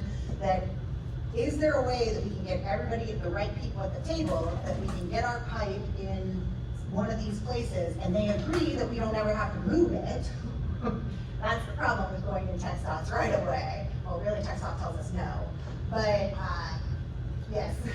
So in terms of working hand in hand with them, you know, that is an option that we could present to them to try to expedite a project and work hand in hand with everybody. What are the solutions? Where is there a corridor that they already have that we can go in? That they already have the surface rights worked out, because they've got pipes going all across the city too. So where are their places, and they control their own. Bring it straight down 249. Yes, bringing it straight down to 249. We looked at coming in even kind of a little bit farther east of that and come up by Tomball ISD campus and in, I mean, because they've got their pipes are in a couple different places. So we looked at exactly that. The county's even widening some of the roads out that direction. So there was, the county, Precinct 3 had talked about an interest in partnering with us. So there are opportunities there, and we do try to flesh all of these out as we are trying to figure out what's the best route. We want to try to find partners that we can work with to make things as cost effective as possible. And so those would all be options. But what's proposed right now in the CIP is a budget for a routing study, so that we can try to flesh some of these things out and work hand in hand with Tomball on what can we do, what can we make happen. And maybe there's a way that we can, if one of the wells is farther off in the future, is there a way that they can kind of postpone that well and we try to target that one first? So the lake coming up from south of the 99. Correct, yes. What are the little black spurs off it? So- Is this part of the project, or are they part of the black, are they already there? It's a great question. So this is one I'll have to give a dirty secret away that you caught, but. So in this pipeline, there's actually an existing pipeline that goes all the way up to 99. And this is one of the examples where Tomball is forecast to have way more growth. If you look in what was in the 2014 GRP for Tomball, it was not nearly the growth that they currently have in their master plan. And what they're forecasting is their own growth. Because of that, the more water we have to deliver to more growth, the bigger pipes that we need. So unfortunately, this is one where the existing pipe is not big enough. And we would have to drop, and we're in a center point easement right there with our pipe that kind of parallels the center point corridor. So we are proposing, can we drop a parallel pipe? If you didn't have to bring water to north of the Grand Parkway, would that pipe be adequate as is?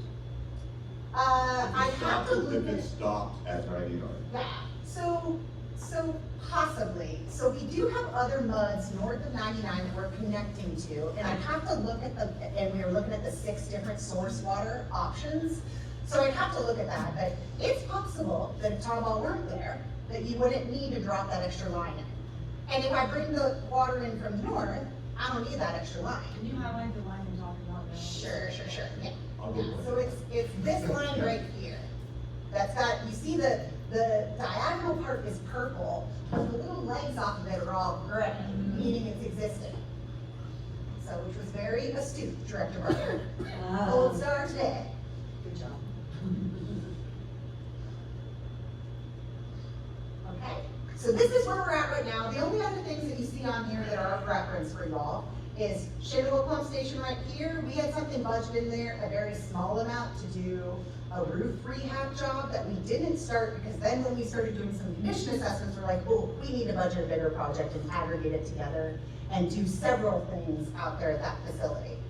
And then last but not least, you see project 24, that's Rendell Pump Station, and we had talked about at the master planning.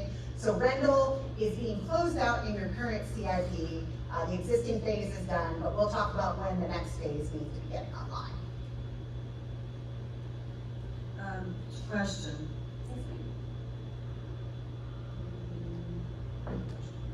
Which one of you said projects are part of the 60% conversion? You said 37, 35, 31. All of them except for 32 are needed for the 60% conversion that are up So there. all on this that. is still off of the 60%. All of that is for the 60% conversion. And in fact, we've been scoping out with the engineers to start giving us their design proposals and their design fees. And each time in the kickoff meeting, I tell them, well, our deadline, for conversion is December 1st, which is 2 weeks away. So good luck getting your project done in 2 weeks. Let's go. But yes, every single one of those projects up there, with the exception of 32, because 32's just been on the margin of do we need it or not. And at this point in time, I think I'm telling you, I don't think we need 32 for the 60% conversion. There may be other reasons to do Tomahawk, but I think that's one that we can hold off and do it for the 80% conversion.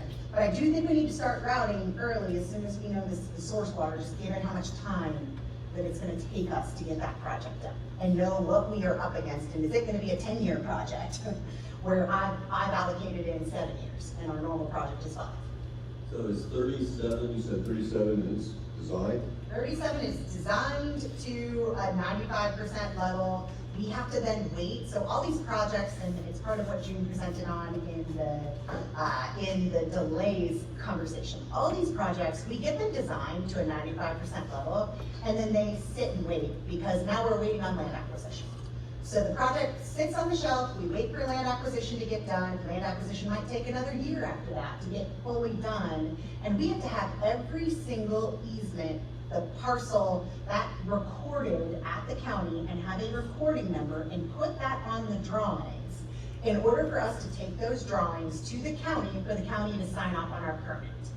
Then the county has to sign off on the permit in order for us to send it to Water Development Board for Water Development Board to say, okay, yes, these plans and specs are approved, you can now advertise the project.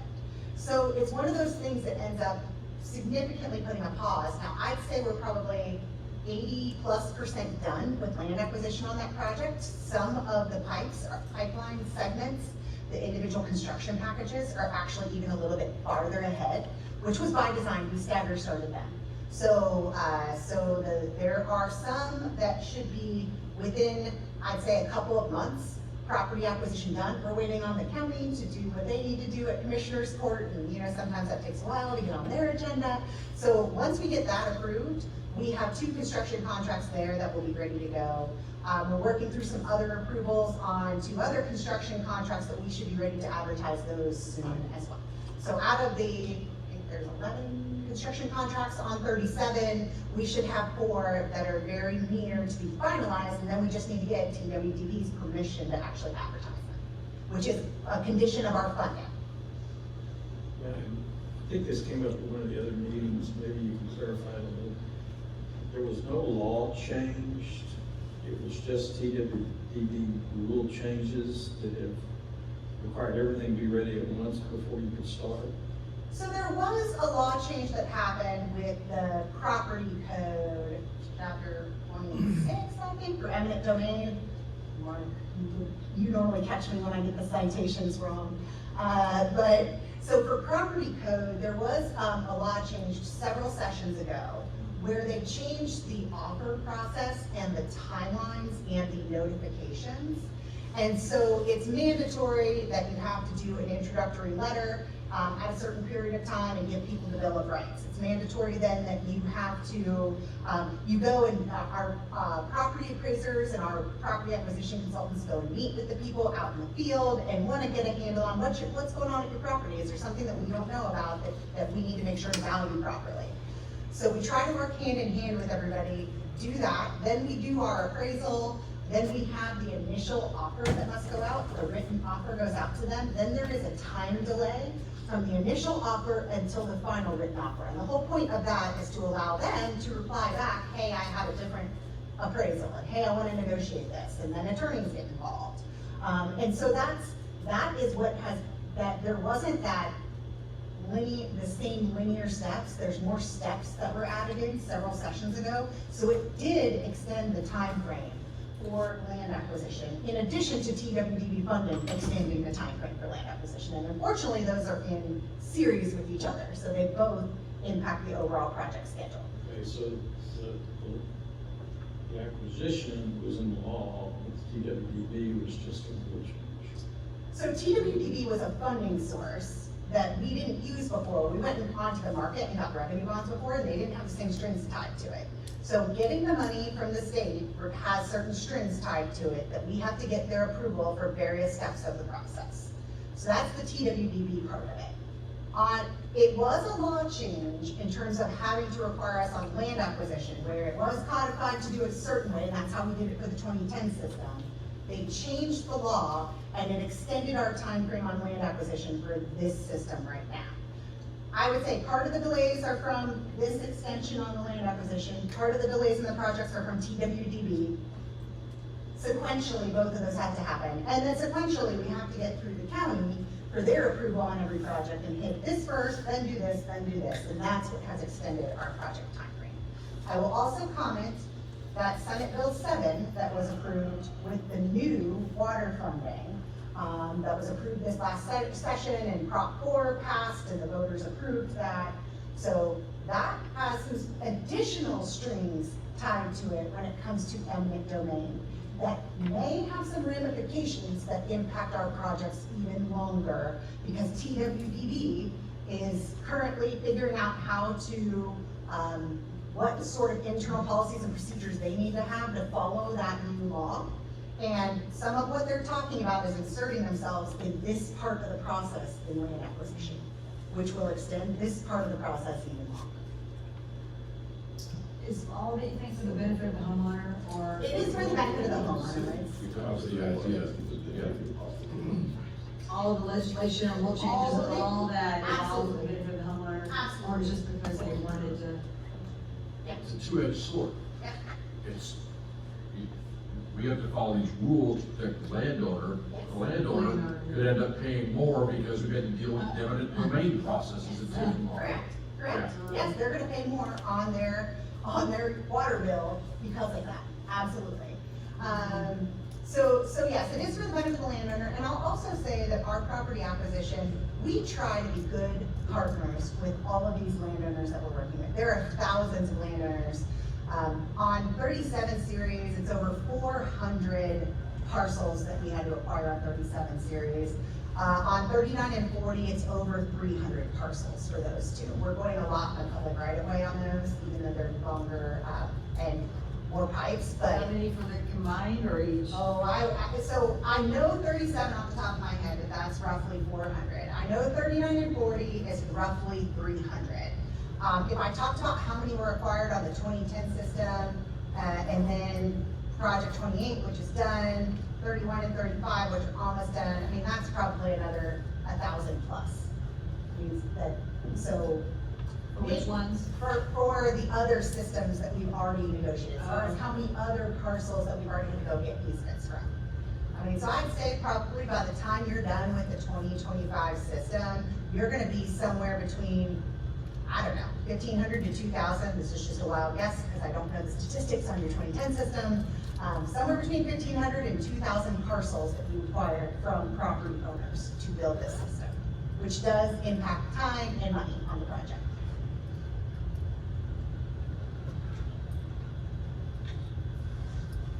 Okay? All right. So I wanted to give y'all the background and make sure you understood. In the CIP booklet, there's information that's built on each of those series sheets that has, oh, here's the number of water receiving facilities, here's the amount of flow that they had in the last year. So you can see those kinds of things in that CIP book. But I wanted to just spend some time running through it with y'all. So let's talk about how we actually developed the 2026 CIP. I mean, first step of this, so it's a multi-step process that we take to put the annual CIP together. First step was assessing the condition of the existing assets. Brian and Jerry and their team spent weeks with us. We went to every single water receiving facility, every pump station, every meter station, and we looked at everything. Just to get a baseline, okay, here's where we think we're at, here's where we think we may need to put some projects together to address some aging assets. And is there anything, hey, there's a hole in the ground that nobody knew about, we need to address. So let's, yes, Amber, sorry. yeah. While we're still really close, what we were just discussing, Absolutely. real quick, you said there's a tiny chance we can expedite things with Tom Law. And so they wouldn't have to build those two wells. But if that is not happening, then we might can put them off to our 80% conversion plan. And so that would, we would let them know, and that would be like a 5-year delay or something, or? So right now, if you start Tomball next year, given how much this litigation is going to, well, we have lawyers now that work for us on the property acquisition side, and it is going to take more lawyers and more legal time in order to address the situation that the mayor very well described. So that We need to being begin the said, right study, is you kind need to begin, so the routing study of where to put pipes, the longest that you could delay that, if Tomball's amenable to it, doesn't need the water, I mean, the longest that you could potentially delay that and still hit a 2035 conversion, I would be nervous delaying it a year, just because there's so many unknowns out there. If it took them 10 years to work out 249, what's it gonna take for us to get that pipe worked out? And is that potentially going, so start it early, because we don't know the battles that we're gonna face. And it's gonna be expensive. And it is going to be expensive, but they are a huge user in your GRP. Let me ask Andy a question. They own, this company owns surface rights. We're not wanting surface rights, we're wanting under surface rights, right? That is correct. So we won't be paying surface rights necessarily for a pipeline, right? I think you're right. I don't know the answer because I don't know all the facts of where we're going. I think generally, when the developers are developing subdivisions, they have to have all the surface rights. Right. You don't. If I'm building a building, I'm gonna have to buy surface rights. But a pipeline, it's not surface rights, right? Right. And you would be required to accommodate the depth and size and all of the pipelines you cross. But I don't think that you need the surface rights unless. We cross hundreds and hundreds of pipelines now, so that part I'm not worried about technically, how we cross pipelines. But if they own the surface rights, we have a problem underneath them, what happens then? We have to do a repair on a pipe underneath their surface rights. What does that mean? So an easement is a dominant estate over the surface under Texas law. Well, they're gonna fight us on giving us an easement, that's the whole deal. Well, but that's what the condemnation process is all about. And I suggest that we're dealing with children. You just start raising your children. Go find. But, They're probably listening now. you know, that's okay. You know, I mean, that's what this is all about. And there is a way to do it. And you know, I suggest you start early, go strong. Yeah, help me out here. In a former life, I was pretty good in directional drilling. Why can't we just drill under all this stuff and come up where we need to? Oh, we can directional drill, we can tunnel, we can micro tunnel, we can jack and bore, depending on the pipe size, we can do all these things.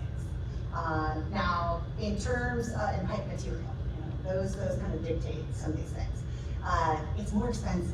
So we try to figure out what is the cheapest way to install, which generally is open cut, for us to open something up, put the pipe in, put the bedding in, close it back up, put the grass back on Well, top. if you include all these surface right, just drill several miles Yeah. under them. 100%, it is not, so we would still though need, we would need an easement to be able to put our pipe there. So we would cross them, and then I would go back to the easement, if we need surface rights to, if something happens to the pipe. So if you've got a casing and a carrier pipe on directional drill, then that's easy to repair. So that's something that you're just, okay, you got a casing, there's a carrier pipe, you pull the carrier pipe. It's just now you're drilling an even larger pipe as a casing before putting in the carrier pipe. That's what the pipe actually has the water, it's called the carrier pipe inside a directional drill. So yes, all of that being said, it's just a matter of, are you talking thousands of dollars per linear foot or hundreds of dollars per linear foot? And that's something that we wanna talk to as you do the route study, figure out, we look at exactly this on every route study, figure out, because we actually do go trenchless on a significant portion of our projects. We don't wanna impact people's driveways. We don't wanna, we go across the roads all trenchless, and we avoid every single wetland and go under it. And so we do, and have to go under all the gas pipes and everything, and do trenchless in all these areas. It just adds a significant price tag to the project. So that's absolutely something we would want to look at in the routing study, is understanding what that legal ramification might be. How much did they have to pay per square foot for 249, access road or whatnot? And then what might that look like for legal fees and the actual payment versus just going trenchless? So that's absolutely what we would look at. You can't avoid surface water right issue anyway, because there's a limitation on the lengths of the direction True of driving. You need a surface right for the drilling pits. Yeah. You also need surface right for your area release valve and access manhole in order for you to operate valves. So surface right is something that you cannot avoid. But it might be significantly less. Yeah. That's what the law study is for. We have to look at different options. I mean, what's the current now limit in water operations for trenches? Could you rephrase the question as far as what's the current limit? What's your current limit on how far you can go trenchless in the water world? Oh, it depends on the method that you're using. Some of them are short and some of them are longer. Whatever. I did a pipe directional drilling that was over a mile long, crossing Clear Creek. So, I mean, it just depends on soil conditions, it depends on what methodology you're using. You can do tunnels for a long distance, they're more pricey. Micro tunneling you can do across driveways, that's gonna be a shorter distance. Why don't we just stick with Tortuga up front before we spend $1 million on a routing study and just kind of clear that up front? I would wager you're gonna spend $1 million in lawyers to have that conversation with Tortuga. And then there's no, And you ready to say it? no. I do think part of what you have to evaluate is from the legal perspective and the real estate perspective, they have to weigh in, and they do now. So we actually have our real estate team and the legal folks that do our condemnation review these studies and the routes to sit there and say, this is gonna be an impossible route that you're gonna pay through the roof on, look at this instead. So we actually do involve them in what's in the routing study.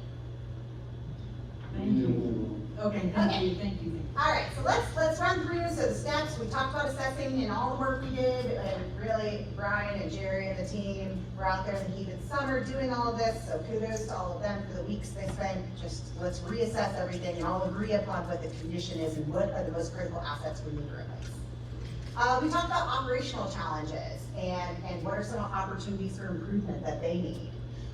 We look at every single active project, and because our CIP is always in present value, we always need to re-baseline every year, because I don't build inflation into the CIP numbers. I do on the funding side. When I tell you how much we need to fund, I would guess what the inflation is going to be, but I do not do that on the CIP side, on the what is the spend going to be.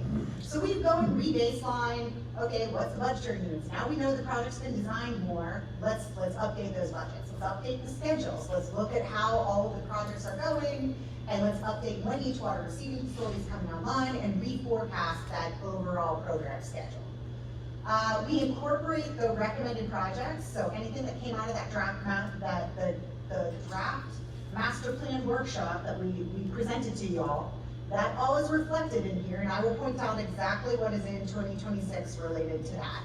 But the master plan, incorporate anything from that into the CIP, and at the end of the day, we want to try to optimize, we talked about this last year, we want to optimize the amount of money that you are closing on each year. And to do that, we need to look at cash flow. And we need to right size, when are you taking out the debt, and how much debt are you taking out to fund the CIP? And so that also has been done, and I'll present the results of that to y'all. So let's talk about the 3 focus areas. First is the existing system, where we've got some repairs and some improved controls and automation that are recommended.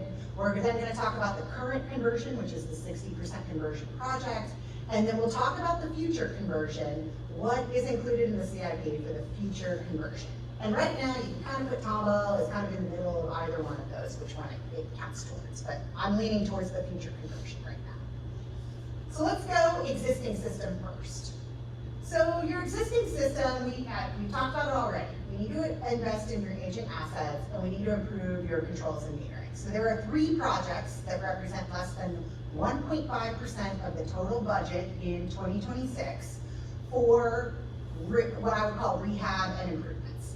So first one, we've talked about at Shindelwolf, we need to invest in Shindelwolf. So all that you would be budgeting for right now is doing the design work to put a comprehensive package together. So we have emergency repairs for the pump that's out of service and any ancillary things related to it that's funded via O&M.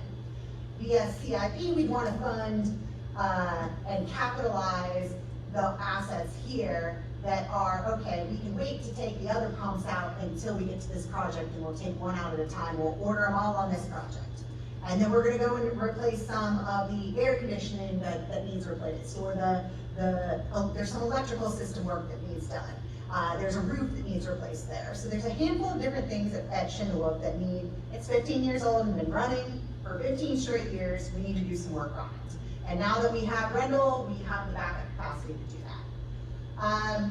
You can see in the middle picture, we need to do a coatings project. And coatings is essentially a fancy word for paint, but it's really important. And you can kind of see on that picture in the middle, the red is where the coating on the outside is now wearing off and showing essentially the under primer that came on those different valves and the T's and whatnot.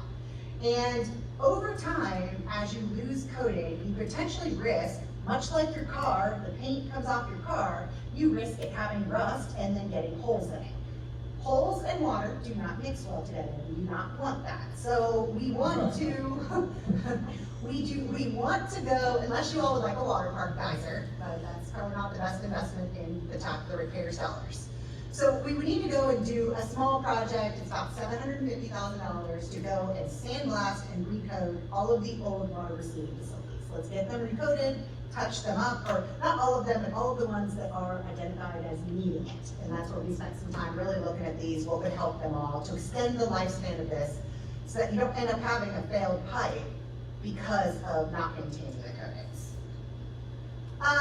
So then on the third picture, so that actually is a picture of a meter that was pulled out of service. And I don't know about y'all, but I cannot read the totalizer, which is like the little odometer on that meter. I don't know how your guys go out there and guess this sometimes. They don't guess. They really have to spend time looking at these things.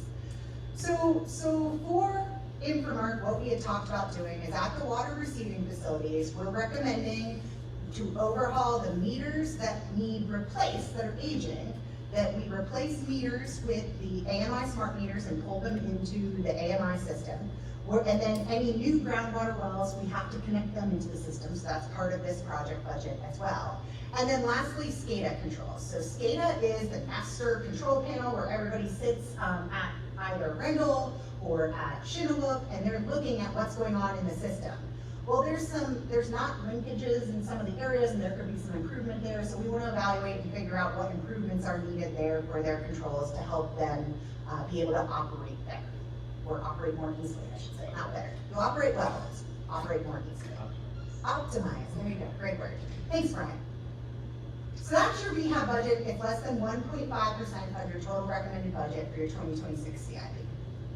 And I mean just what is recommended to spend in 2026. Does that include, the meters that are just out of warranty that are gonna, we're having issues with? or- So I don't know if you want to talk about the meters that are just out of warranty that we're having issues with? Yeah, so we've had a couple meetings about that, and so we are evaluating those meters. We have, we're working on scheduling, company to come out and check the accuracy, so we have hard numbers on that. And also, one of the other issues is the electrical signal going back to your SCADA control system. So we have made progress on that, we're evaluating the issues with it, and we hope to have some more answers, in the next few weeks on those meters. We want to know exactly what's causing the discrepancy in the numbers that we're seeing, so we can work on fixing that issue. Thank you. Okay, so let's talk about the current conversion next. And 97% of your budget is for 2026 in the CIP is for the current conversion. This is the bulk of what's going on. This is that same graphic I showed you on the project life cycle, just trying to show you what I had already kind of verbalized on the map, but you can see it. So projects 31 and 35, those are the ones that have, in total, they have 25 MUDs that are coming online between 31 and 35. Those will be in essentially closeout phase in 2026, so finishing up construction and doing closeout phase. 37 is gonna move into bidding and construction phase, so that you had approved the budget for it already for construction, and we just couldn't get it in Q4, so we need to push it into Q1 is when, Q1, Q2 is when we should be moving forward on these things, on 37. So 37 is the 22 water receiving facilities. 23 is that transmission line we share with City of Houston, so we're gonna finish up final design and do the bidding phase, and that also is our new pump station is in project 23. 39 and 40 is the 32 water receiving facilities between those two projects. Those all would be in final design phase, and in the final design, which final design includes land acquisition. I don't have that listed up there, but final design, land acquisition is all encompassing together in that phase. We have phase 2 of the pump station project, so we talked about this at the master planning. This is about making sure our pump stations can meet the peak hour demands in the system. So at project 2, which is Shindelwood, what we're proposing is adding an extra tank out there and doing that as part of the rehab project. So part of it would be funded by SWIFT money for the tank, and the other part by other capital funds for the rehab, because we have 2 different funding sources. But we can aggregate it into one project to make it more cost effective that way, when you bulk them together, or aggregate them together. Then on project 24, there was always a planned expansion for your Rendell pump station. There was always the plan to only put in the pumps you needed at the time, and then after it's built, put in the next round of pumps and tanks. It's already laid out to put in the pumps and tanks, so we are recommending starting the final design of that so that we can get the pumps and tanks online in time for when the system is going to need it, where they can push out to meet those peak flows once everybody's connected onto the system. And then last but not least that I have on here, and I still keep waffling whether it's current conversion, it was in your current CIP, or whether we can defer it to later. My current recommendation now is you can defer 32, but I still recommend that you should take that $1 million and spend it for the routing study right now. So it is for the 80% conversion, but it's going to take time to get that project sorted out. Yes, sir. So how much, if any, of the phase 2 of pump stations part is the need driven by project 32? None of it, yeah. Yeah, project 2, we just need extra tankage for the 2010 system, and then there's some outcroppings that we're doing off the 2010 system to get up to ExxonMobil campus on project 39. So that's where we need Shindelwood more tankage to be able to sustain those peaks that we have in the system. On 24, once we've got 37 up connected, and then we've got 31 and 35, and there's some growth that's gonna happen in that area, we need 24, the next rounds of pipes. Honestly, I think right now you're using all the pumps. Correct. They're using all the pumps right now. So that's without hooking up 37 onto the system. So we need to get the next pumps dropped in at 24 AKA rental. And tanks, which are already all laid out and plugged out for. Okay, so last but not least, future conversions. This is that graphic I showed at the master plan workshop that is the where might the water come from. And the only project, which is less, it's $1 million, so it's less than 0.25% of the total CIP that's in here, is if there is a study that's needed to evaluate the additional water supply. So that's if the direction is, we want to control our own destinies and build a return flow plant. That's the direction we want to go. Well, you need to start figuring out where that plant is going to go and do a study on that. And that's the RQ we talked about issues. So that's what I've got a plug number in there for that. That's the only thing, is the $1 million on Tomball, whether you count that for 60% or 80%, and the $1 million for this are the only two things in the CIP that are not explicitly directly related to 60% conversion. The rest of it is 97% for the 60% conversion. All right, so let's look at the budgets. This is the table that you saw last year and you see it again this year. So what we do is we try to forecast out, or we forecast out a 5-year projection, a look ahead of where every single one of those projects will be, every contract, and when is the money needed for each one of those contracts. So we're going to talk about these numbers, but essentially what we're saying that would be the authorizations for next year, that we would authorize $407 million. And $407 million, so what I want to clarify is you heard me mention earlier that Project 37, we had budgeted for it already. And so on that, we actually had already had, there's about $350 million from last year between Project 37 and the design money on 39 and 40 that we had budgeted to do that in Q4 of 2025, and it's pushing into Q1 of 2026. So that means we already had it approved in last year's budget. We need to reauthorize it essentially that, yes, this is the plan to use it for 2026. So let's talk about that $407 million a little bit more. And the ask is just what's happening in 2026, but you have a 5-year look ahead knowing what those different things are. So this is what's in that cover memo that I sent out to y'all, and this is also listed in that CIP book. But this is the budget needs. So $407 million, which you just saw on the last slide. 352 is the number I just mentioned, which I said that's the money from 37 for construction and the money for 39 and 40 design that we wanted to push forward for how much we had budgeted in 2025. So push it forward by a quarter so we can spend it in 2026. So the only additional CIP budget above and beyond what we've already authorized then is that $55 million. So that's all the more above what you've already authorized last year. Of that, a little over 43 million would be SWIFT funded, a little over 11 million would be other capital funds. So let's flip now to funding, because I asked you all for 2 things in the CIP. I asked you to approve my authorizations for what the authorizations are going to be in 2026. And I also asked y'all for approving the funding side of it. So I want to talk about the funding and what's recommended and what factors into that. So really, to talk about funding, we need to talk first about the TWPP SWIFT closing process. And that's what really drives how much funding is recommended in the CIP. So we have, I want to break this up into quarters of a year, just to talk about what happens in each quarter, because you all see TWDP stuff come multiple times in the year, and I want to make sure to break that down to y'all and why we would recommend a certain number at the end of the day. So let's first start in the first quarter of the year. So we would be moving into 2026. At the beginning of the year, we have to tell TWDB if we need to update our multi-year closing schedule. So what that is we in 2023 submitted an application for a little over $900 million and got approval from them that they had those funds. They have committed to funding us that money, and we tell them each year how much we're going to close upon.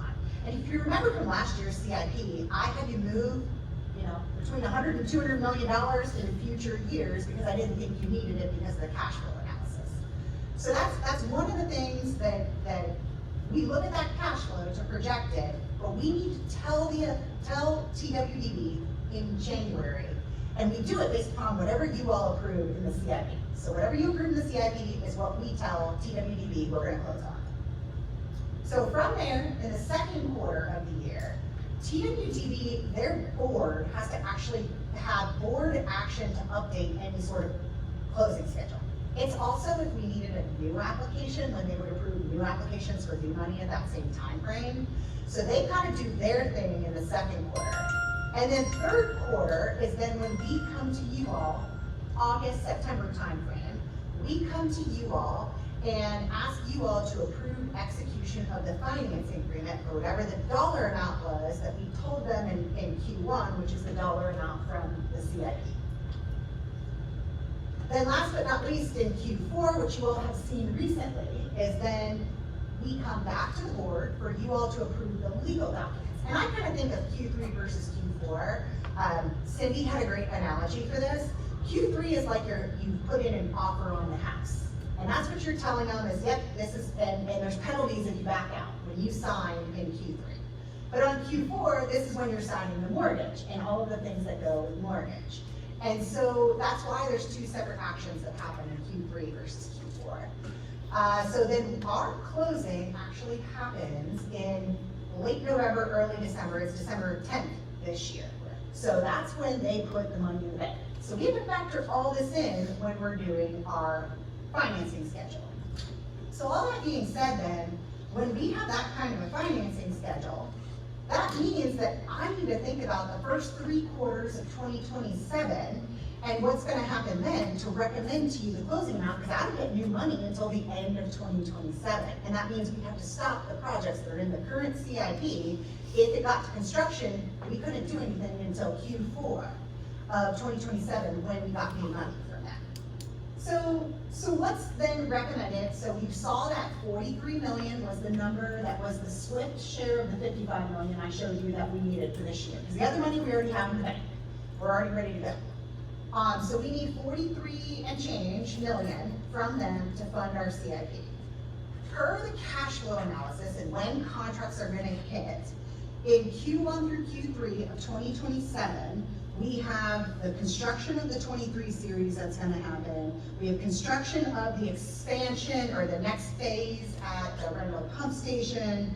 And then we've got some retainage release on 31F, which is our last construction piece on that project. So we've got a handful of things happening in Q1 through Q3 of 2027 that we're estimating from the cash flow analysis are going to need almost $2 million.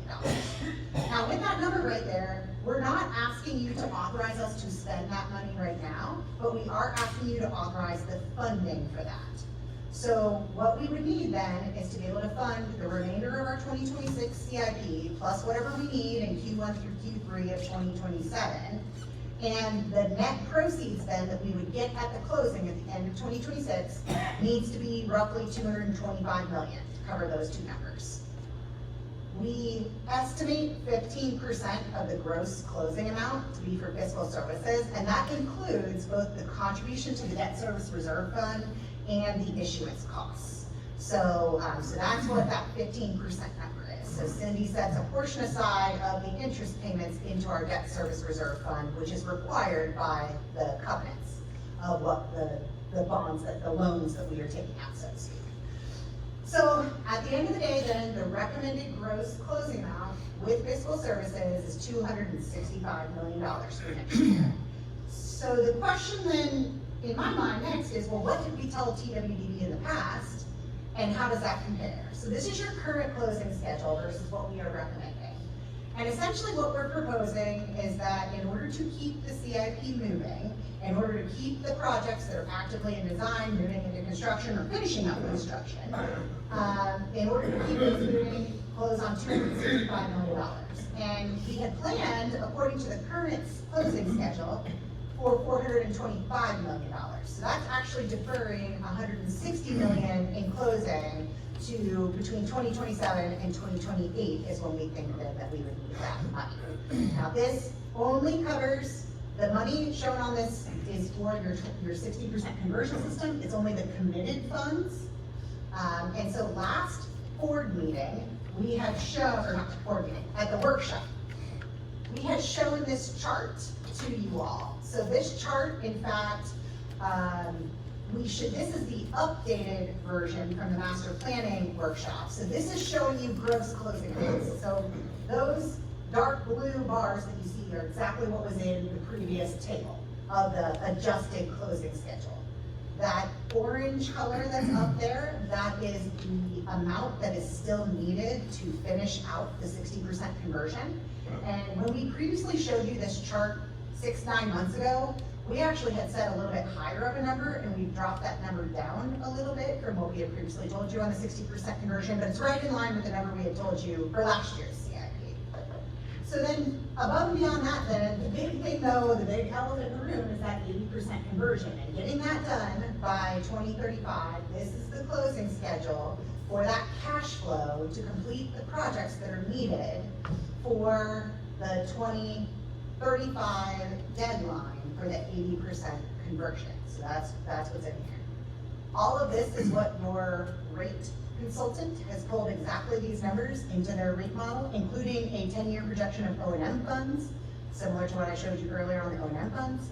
And all of that is pulled into their rate model for when they're going to come into it. And I guess with that, I'd open it up to any, I guess the summary and recommended action. Yes, sir. One back. You got it. Thanks. Why is there such an enormous spike in 2031 and 33 and to a lesser extent 2030? So it is all the timing of when these construction projects are gonna happen. And I don't have the slide in here to show it to you, but there was a slide in the master planning workshop that showed how long can I push everything out. And I was trying to push it out so they don't all happen at the exact same time, but push them out as far as I can and stagger them by a year, as far as startup on the 2035 system. So you have a lot of construction money in 2031, and then another round of construction money in 2033, and that's what it's because of trying to stagger start when the projects happen. Okay, I understand that, but 2033, for example, going back to what our Tomball guest said, 2033 alone, it's roughly a $2.50 increase in rates. I don't disagree with you, and your rate consultant will be able to tell you that for sure. They'll be able to show you exactly this. John probably knows off the top of his head.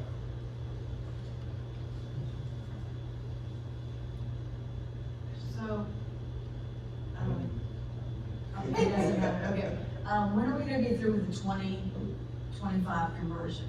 So you will stop taking out debt in 2028, but that is to fund the construction projects still. So you are gonna finish the conversion in calendar year 2030. So we're 5 years behind. So you are 5 years behind. Yes.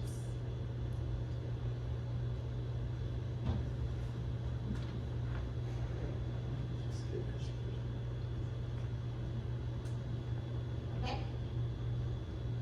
All right, so this is the recommended action, just recapping what we already did. What we're gonna be asking of you at the December board meeting then is to take action on the $55 million. And that is for the additional funds that we need for 2026 because you previously approved the 352. And then for the funding authorization for 2026, we are recommending closing on $265 million. That funds predominantly, all of that money funds your 60% conversion. There is nothing in that closing that is towards anything else. That's all towards your 60% conversion.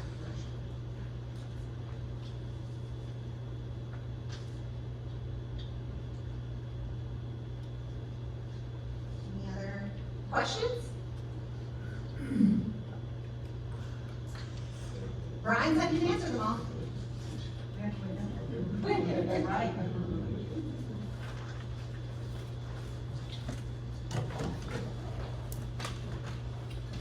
The question on page 34 of your slide maybe, the $39 million, that's an estimated fiscal services cost. So that's a cost for services, for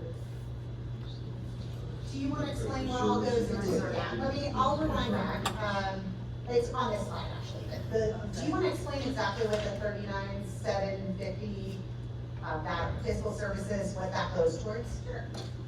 The biggest piece of it would be the debt service reserve fund.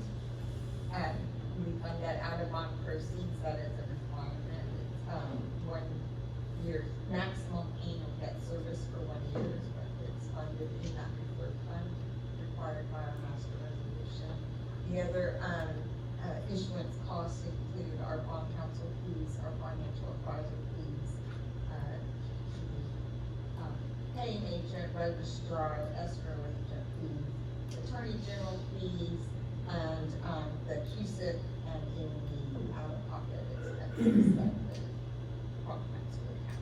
Can we get a list of all those fees? Yeah, we give Amber that 15% number, but those numbers, all those soft costs come in significantly less than the 15% when we're just sites. Can the board see a breakdown when it's, we don't have it ready? Yeah, I can give you I updated it, the number just the other day. Oh, you did it, yeah, in the closing memo. Yeah, and John, correct me if I misunderstood this, but the vast majority of that 15% goes into the debt service reserve funds. Remember when It essentially is ours anyway, and we earn interest on and all that kind of stuff. your cost of issuance, I think in this last bond issue, amounted to about 0.3% of the bond, principal amount of bonds. The rest of it is money that goes into your accounts, you earn interest money, and then earn interest on it, and it'll eventually be used to make the final principal and interest payments on those bonds. In conventional terminology, would those funds be considered sinking funds? No, they would Something not be different. considered sinking funds. What's that? They would not be considered sinking funds. They're just considered debt service reserve funds, okay? Sinking, if you want to characterize something as your sinking fund, those would be your monthly deposits that you make to your debt service fund, which are going to be equal to 1/12 of the annual principal and interest payments on each series of bonds. Okay, so a piece of that would be the sinking fund. Is that completely separate? It's two separate different, sinking funds probably is just the same terminology that you use, would just be your deposits to your debt service fund. Right. And you don't have any, you don't have any what we call term bonds. All your bonds are serial bonds, and so they have stated maturities. You don't have any bonds that, let's say, are maturing in 15 years and no required principal payments, and so you have sinking fund provisions that are going to retire a portion of that bond that matures in 15 years. It's two different, two different ones. Yeah. Okay. So with that, I can turn it over to Cindy to finish up. Okay, so we'll go over the, general operating budget, that covers our, revenues and our expenses, from our operating funds. So revenues are budgeted with the updated projected usage in 2026 that's been provided to us by Portable. And, the rate for our groundwater and surface water is staying at the 260 for groundwater per 1,000 gallons, and the surface water at 305 for budgeting purposes until we hear from the rate study consultant and get that presentation and their recommended rates. Right now, we don't have that to put into the budget until, possibly the December 1st meeting or the January 5th is when we're expecting the rate consultant to be able to give the board a presentation. So for now, in the budget, we're keeping the rates where they are. Interest earnings just includes interest earnings for the, interest and sinking funds and the operating fund. We budgeted $3 million for 2025, and we're recommending keeping the same for 2026. Not knowing exactly where interest rates will go, for the future, but we think that's a conservative number for the funds that we'll have. Then the next category is our expenses. Biggest expense, of course, for our use of our revenue funds is our debt service payments.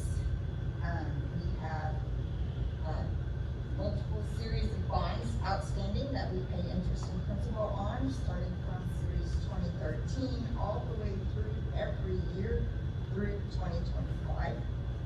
And capital contribution credits, lease value integration transfer, lamination credits, then the required O&M reserve fund that we have to keep funded, and the coverage fund. Yes? Cindy, I'm just real curious, because to me, that's one of those lines that ought to be pretty easy to calculate to any kind of a thing. Why did we actually end up under budget? Actually, because last year's budget, in order to satisfy the Attorney General, to issue our 2025 bonds, we needed to make sure our coverage fund was funded up, so that our coverage ratio for the Attorney General met 1.0 times. And so we planned on a possible $30 million contribution from or movement from the improvement fund into the coverage fund to cover that. When we got closer and saw results for calculations for what was needed in the Attorney General's, or in our coverage fund to satisfy that 1.0 times coverage for the Attorney General to issue these 2025 bonds, we only needed to make a deposit of $9.7 million. I'm not complaining, I'm just curious. But that is why. Let's do that every year. Yeah, that is why it's just a little bit, different. We're not, I don't have in the plans for the 2026 bond issue to require a deposit to the coverage fund, so that is missing out of the 2026 budget.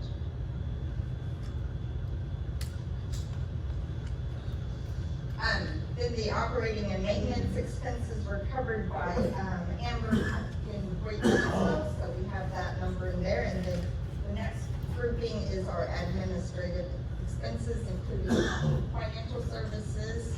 That includes the annual financial audit, the CPA review, and our rate consultant services. Our engineering services, we keep a little funding in each budget just to cover anything like an engineering project that's not already included in the capital improvement plan, something outside that we might look at for other reasons. You have your legal services.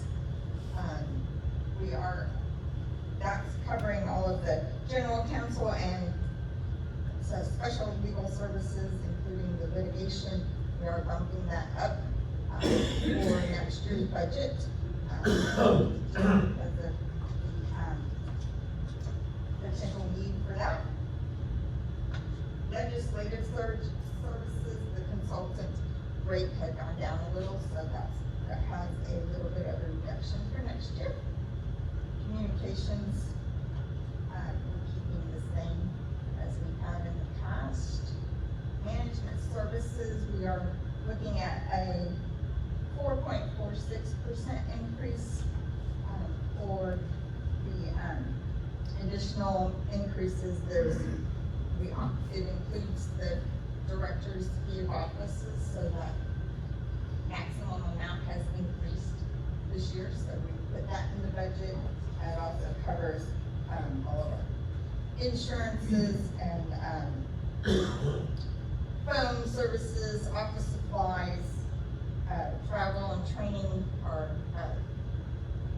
conferences, membership subscriptions, all of those things that are covered in our management services. So we are recommending a slight increase over the 2025 budget.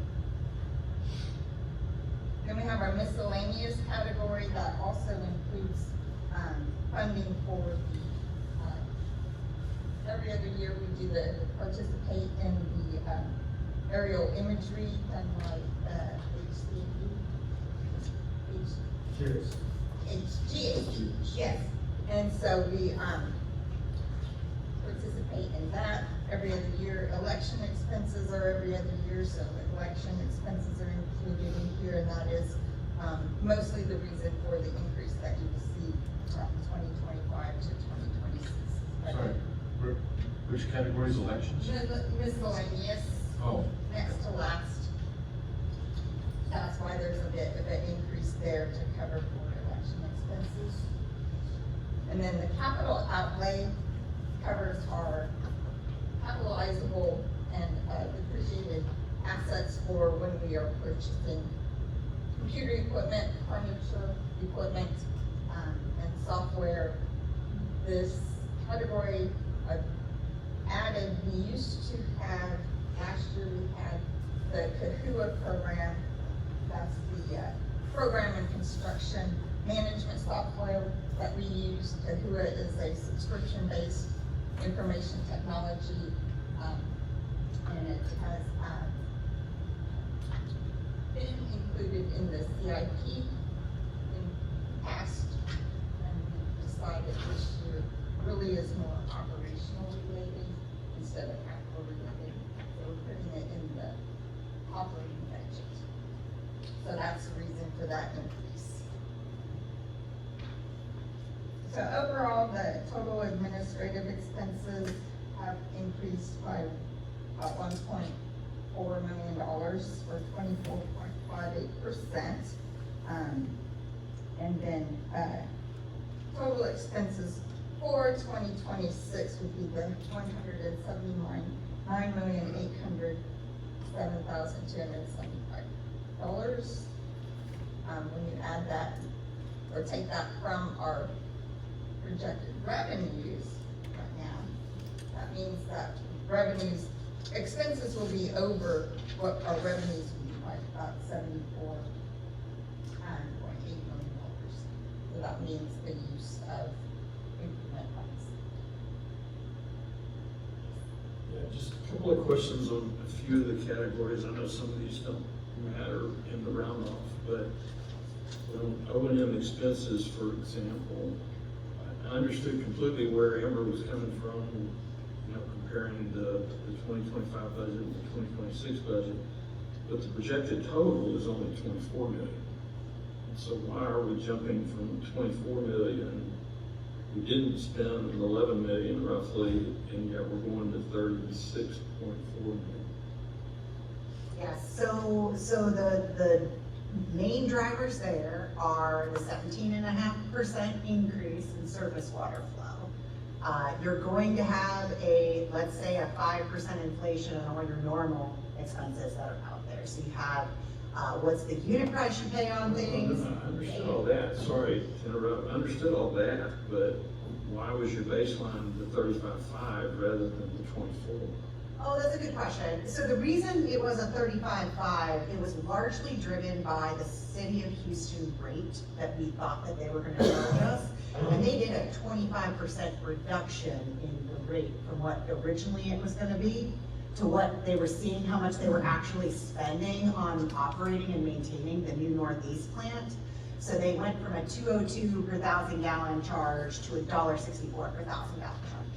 And so that's the #1 driver of why 335.5 million was budgeted. I think the #2 driver would be, you also budgeted in 2025 to have a certain number of water receiving facilities come online. And, just time of getting everybody connected, the construction sequencing of it. So we budgeted for them to come online. We actually, as a little bit of a buffer, budgeted for them for the entire year. We had some that came online in the year, but there are several that are pushing into early 2026. So you didn't have that same percent increase of water flow as what we had thought. I understand that, but again, the question was, why didn't you use 24 as the baseline? Just look at 35. It's 24. Well, we did use 24 as the baseline. That 36 million is escalated off the 24. So we're talking a 30% increase. From what you actually are spending, yes. When you factor in the 17.5% increase let's say 5% increase on unit pricing, then you've got the 1.5 million for the extra asset management, aging assets that we need to replace. And then for chemicals, we had about a 10% inflation factor. But we did use it exactly off that 24 number. And then what changed, what went into the 24 assumptions? So we figured out, one of my staffers, who's sitting in the audience, good job, Jose. One of the staffers went through and looked at every single one, how much chemicals are we using per MGD, and what's the unit price of chemicals, and how has it inflated over time? And then he went and forecast what is that gonna look like next year when we have 17.5% more. Same thing on the power usage. He looked at how much off that $24 million number. So the escalation, it wasn't 35.5. I didn't even know what the original budget was. We went off of where are we gonna project that we're gonna land on each of those categories and the pieces of the pie. And then from there, what's changing in the variables, and that's why we're recommending the 36 million for next year. And then, the other is a similar question down on just the total administrative, without getting into all the little line items. It looks like we're anticipating 3.9 year end, but we're jumping at the 7.5 next year. Yeah, total administrative, we were looking at 4.125 for projected total. We haven't used it, it's lower than our budget is, by about $2 million. So we didn't use, the engineering fees, the services of 50 million, or $50,000. Legal's down, $900,000.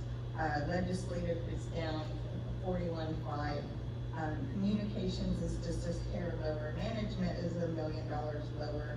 Miscellaneous service costs is about $250,000 lower, so, than what we budgeted. So I have a question on this, part of this. So we really expect our litigation fees next year to go up 9 times. We spent 212,000 this year. We're gonna spend 2 million next year. Is that really what we're gonna spend? Do you have any idea? Well, the trial was set to begin in February. So we expect the legal cost will increase significantly before that time and after that. So that was my question. So we're budgeting for this, but the board still needs to approve if we want to spend it or not. The board will still have to approve the additional or supplemental funding for our litigation attorneys. Because the board has approved twice on their budget. And if we have to increase their budget, I have to come back to the board asking for us. So I don't have the acceleration beyond 50,000. And there are 50,000. No. If we approve the budget, then we're approving spending this money on. No, No. you approve the budget means you set aside the money. Right. And when they actually need to spend the money, I will have to come back to the board asking for the board to approve additional supplemental funding for those. And the trial was supposed to be September, Correct. and now it's February. Correct. And if it gets moved again, it's just gonna cost even more. Yes. And you're gonna let the board know if our chances of winning are gonna be increasing or decreasing. I will tell you what the court ruled. I cannot project. Right. But things have changed, like you said about North Fort Bend. There's things that have changed, right? I'm not sure. I feel like if someone wants to get out, and Yeah. Those things are all in uncertain terms. Yeah, this is a subject of lawsuits, I think that would be better to go to executive session. Agreed. No, that's fine. I was just wondering about the cost. So I've got some more particular line items I wanted. We have 20, and this is in the weeds, I understand it, but we have 25,000 scheduled for website content. I think we should probably spend more than that, but the website, we should spend some effort making the website more up to date, in my opinion. Then the other one I have is when it comes to this management services, are we doubling our staff? Because that's what it looks like here. No, well, first of all, we are not using the projected total column or the original budget column for 2025 to project the 2026. The 2026 projected budget or recommended budget is based on the actual need that we know of. So the proposed budget for 2026 really has nothing to do with what was projected to be spent in 2025 or what was originally put in the 2025 budget. Those two columns are provided just for reference. Because if I just put a projected budget, I know your question will be, what is our budget last year or this year? Right, so Yes. those two columns are provided for reference only. They are not baseline, nor they have any correlation to what was proposed. But it's pretty, for salaries, as an example, we spent $730,000 last year on salaries. And you're scheduled you're asking for $1.5 million on salaries this year. So that's twice as many people. Unless I'm missing something. Your salaries are doubling, so that's. From last year's budget, or From what we spent, the projected total for this year is $900,000. for, well, then my numbers are wrong, because I have 727. I think that was the actual number until, September. I think we had 4 more months added to that, so, sorry, you don't have an updated version. But let's say even now, we're still going up by 50%. What's missing is that there are in the budget for salaries are some positions that are empty, not filled yet, that we do budget for. We have not filled some of those positions, but we keep it in the budget. We don't spend all the money in the personnel because we have vacant positions. For example, the deputy general manager position is budgeted, but if we don't use it, you will not see that as expense in that column. So you can't compare that to the actual expenditure. And we also have a position budgeted for the construction manager, and we never able to fulfill that position. So those positions are there, budgeted, and unspent.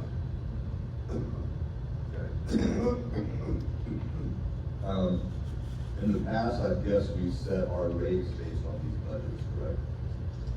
We've set what we expect, or what we're gonna have to charge for 1,000 gallons based on these budgets. You know, our rates, John, you can help me with that. I think our rates is set on our debt obligation costs, not budget. It's based, it's based on our actual, it's based on our actual debt service. Yes. You disagree with that? No, but it includes our operating budget. Yes. Funding, we have to have funding to generate rates that will cover operating and maintenance expenses and debt service. I thought the question was just about expenses. No. So, I just wanna make the point that that's why the money keeps getting rolled into the operating improvement fund, is because we are too conservative on our budgeting. So we budget high on expenses, we budget low on income, we set our rates based on that, and then we come in with a lot of extra cash, and that's where it goes. That's why we built this thing over the last 20 years, is because we're very conservative. I'm not saying it's the wrong thing, it just explains where that money's coming from. Because I was trying to figure out where the heck it was coming from, and now I see where it's coming from. Well, that's one of the places, but another place is in the last meeting where,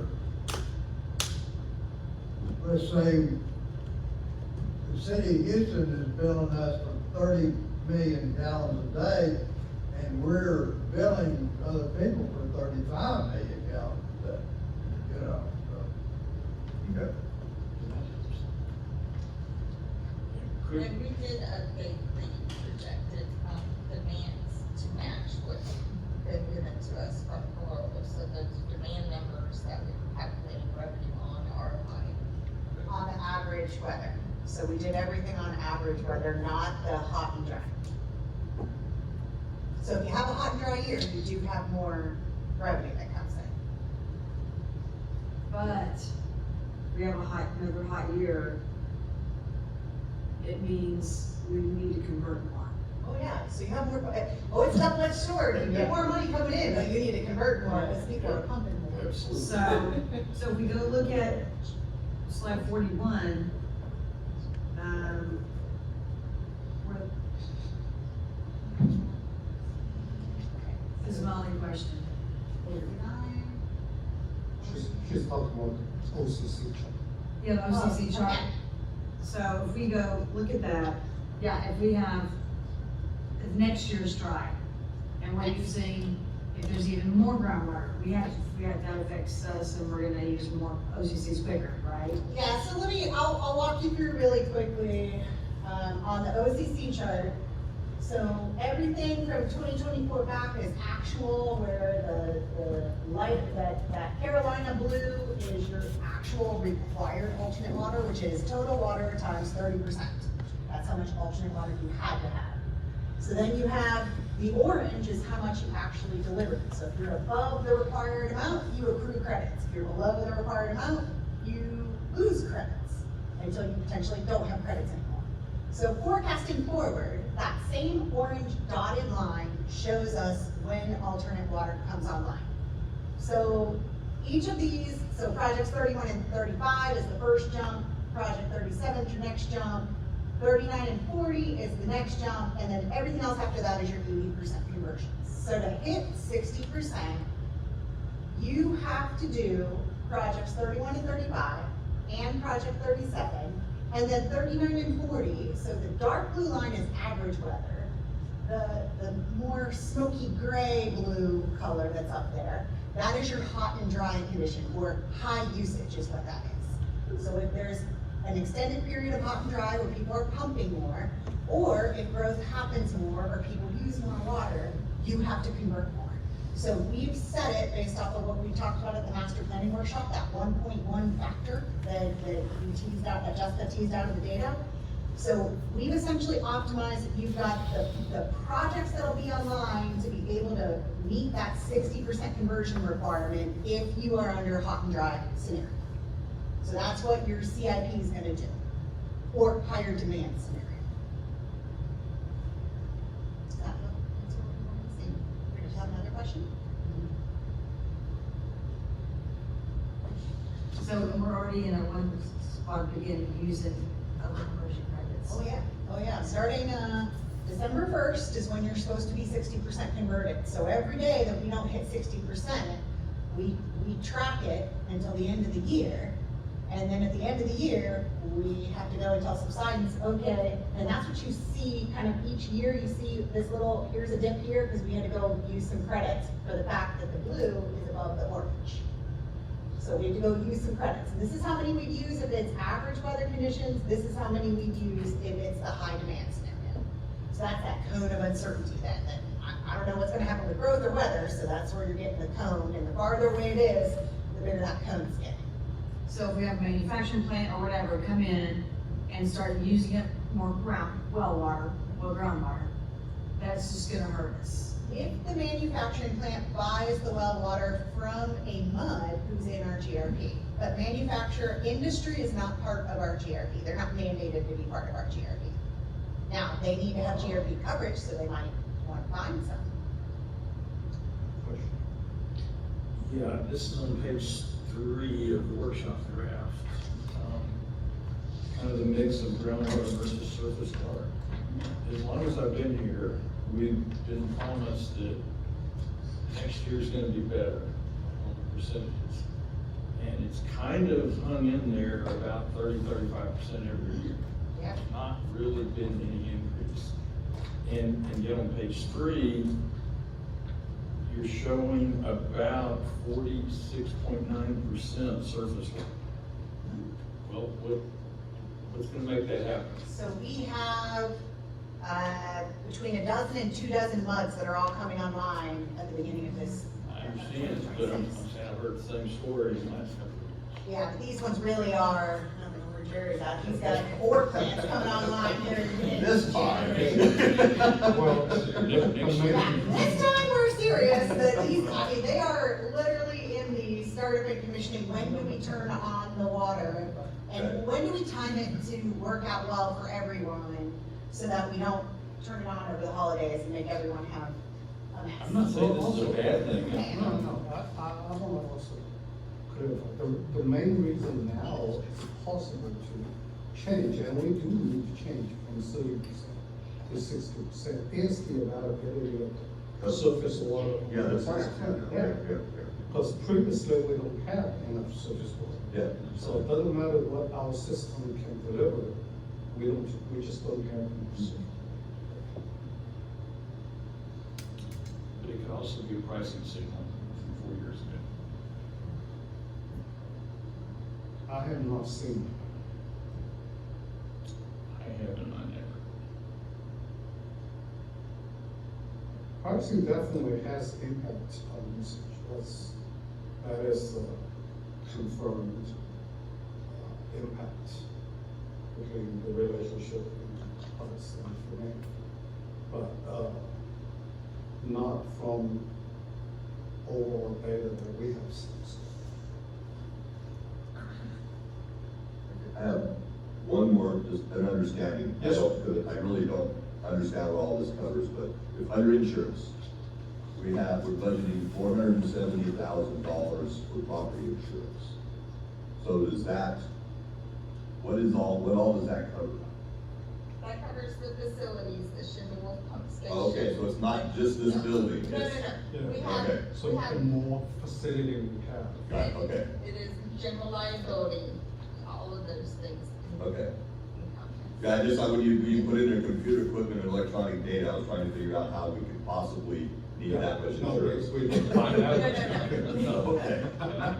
In fact, we haven't buy a computer for many staff for 3 or 5 years. Yeah. They haven't changed it much. Okay, But adding the Ringo pump station increased the property insurance a lot, that's last year. and then I had a question on CAHUA. Right. Is it a piece of software that's one-time purchase, or is there maintenance? It's an annual subscription, it's a subscription-based IT information technology, so that's. Okay, so that's why we have to go to 300.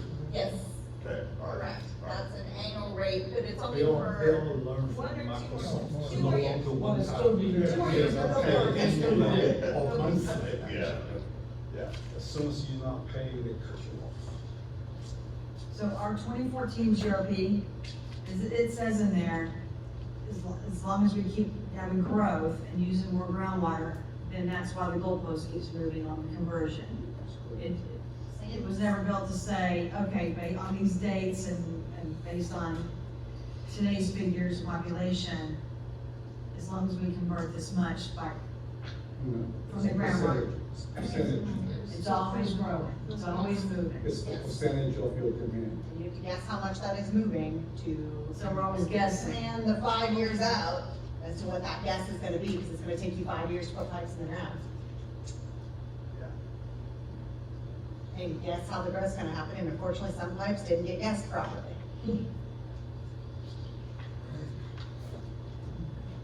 Okay, thank you. So we will not move more push. Director Ramsey. Yeah, just some general quick comments. I would hope that, I mean, this is a great draft, you know, and some great detail, Amber, I appreciate that. Trying to preempt my questions on numbers, I really appreciate it. I would ask though that before we, are asked to approve this, that the 2026 budget be looked at a little tighter. Like Director Parker said, the legal services just looks way higher. There's other categories, management services, et cetera. I would suggest maybe taking a closer look at that and seeing if we can trim that. On the other hand, I would suggest that we add a line item. It's $2 million for board projects. We've walked up to the line several times. We even approved a couple that were gonna be up to a couple of $1 million focused on the science. And as Director Rowell pointed out, we've been relying on Harris Galveston for the science and they haven't come through. And I think, at least in preliminary studies, we should go ahead and start thinking about it. That's all.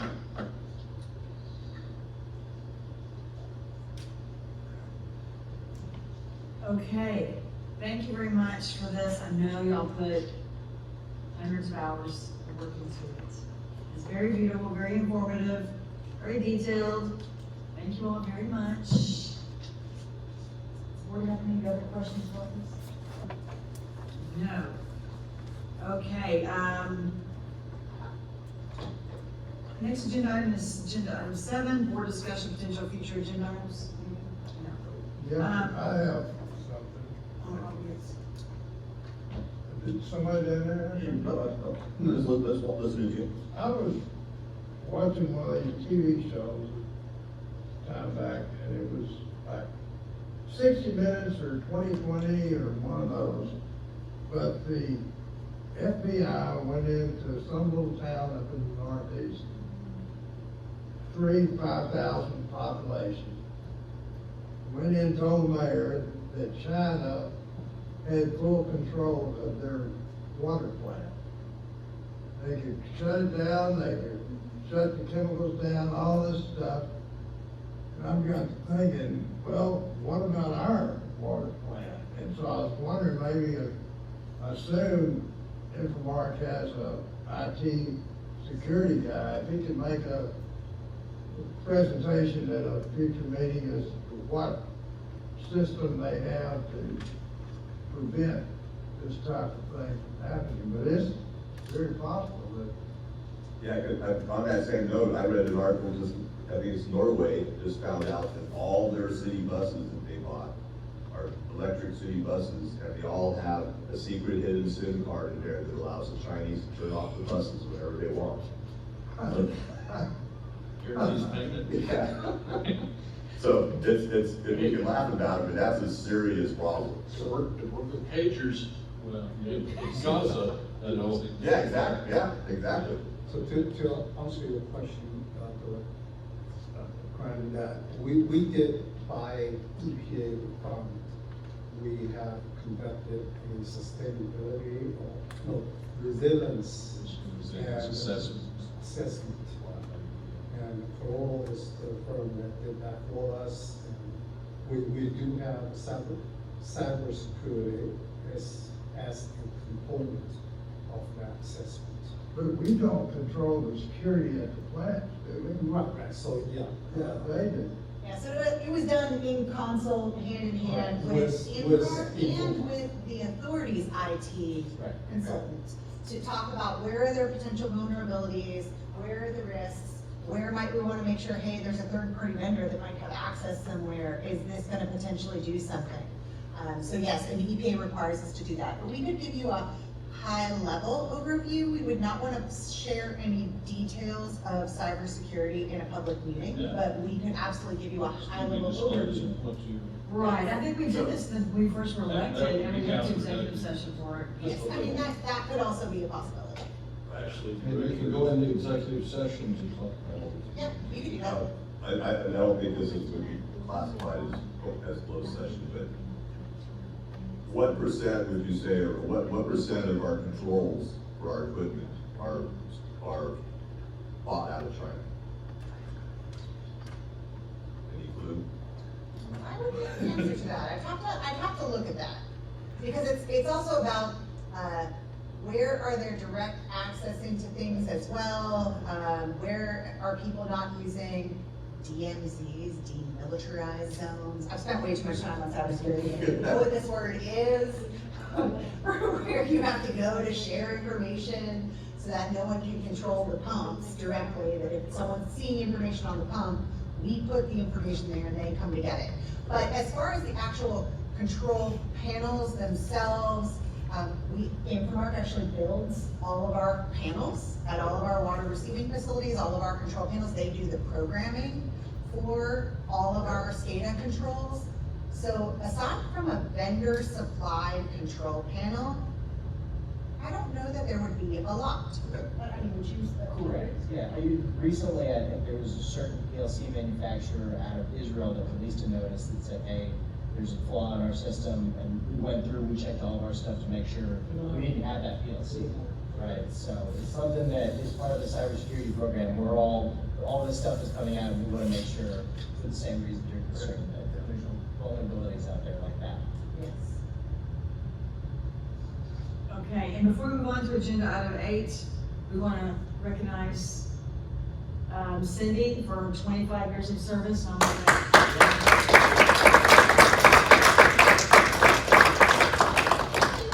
25 years. I'm gonna let June. Yes, I mean, that's beautiful.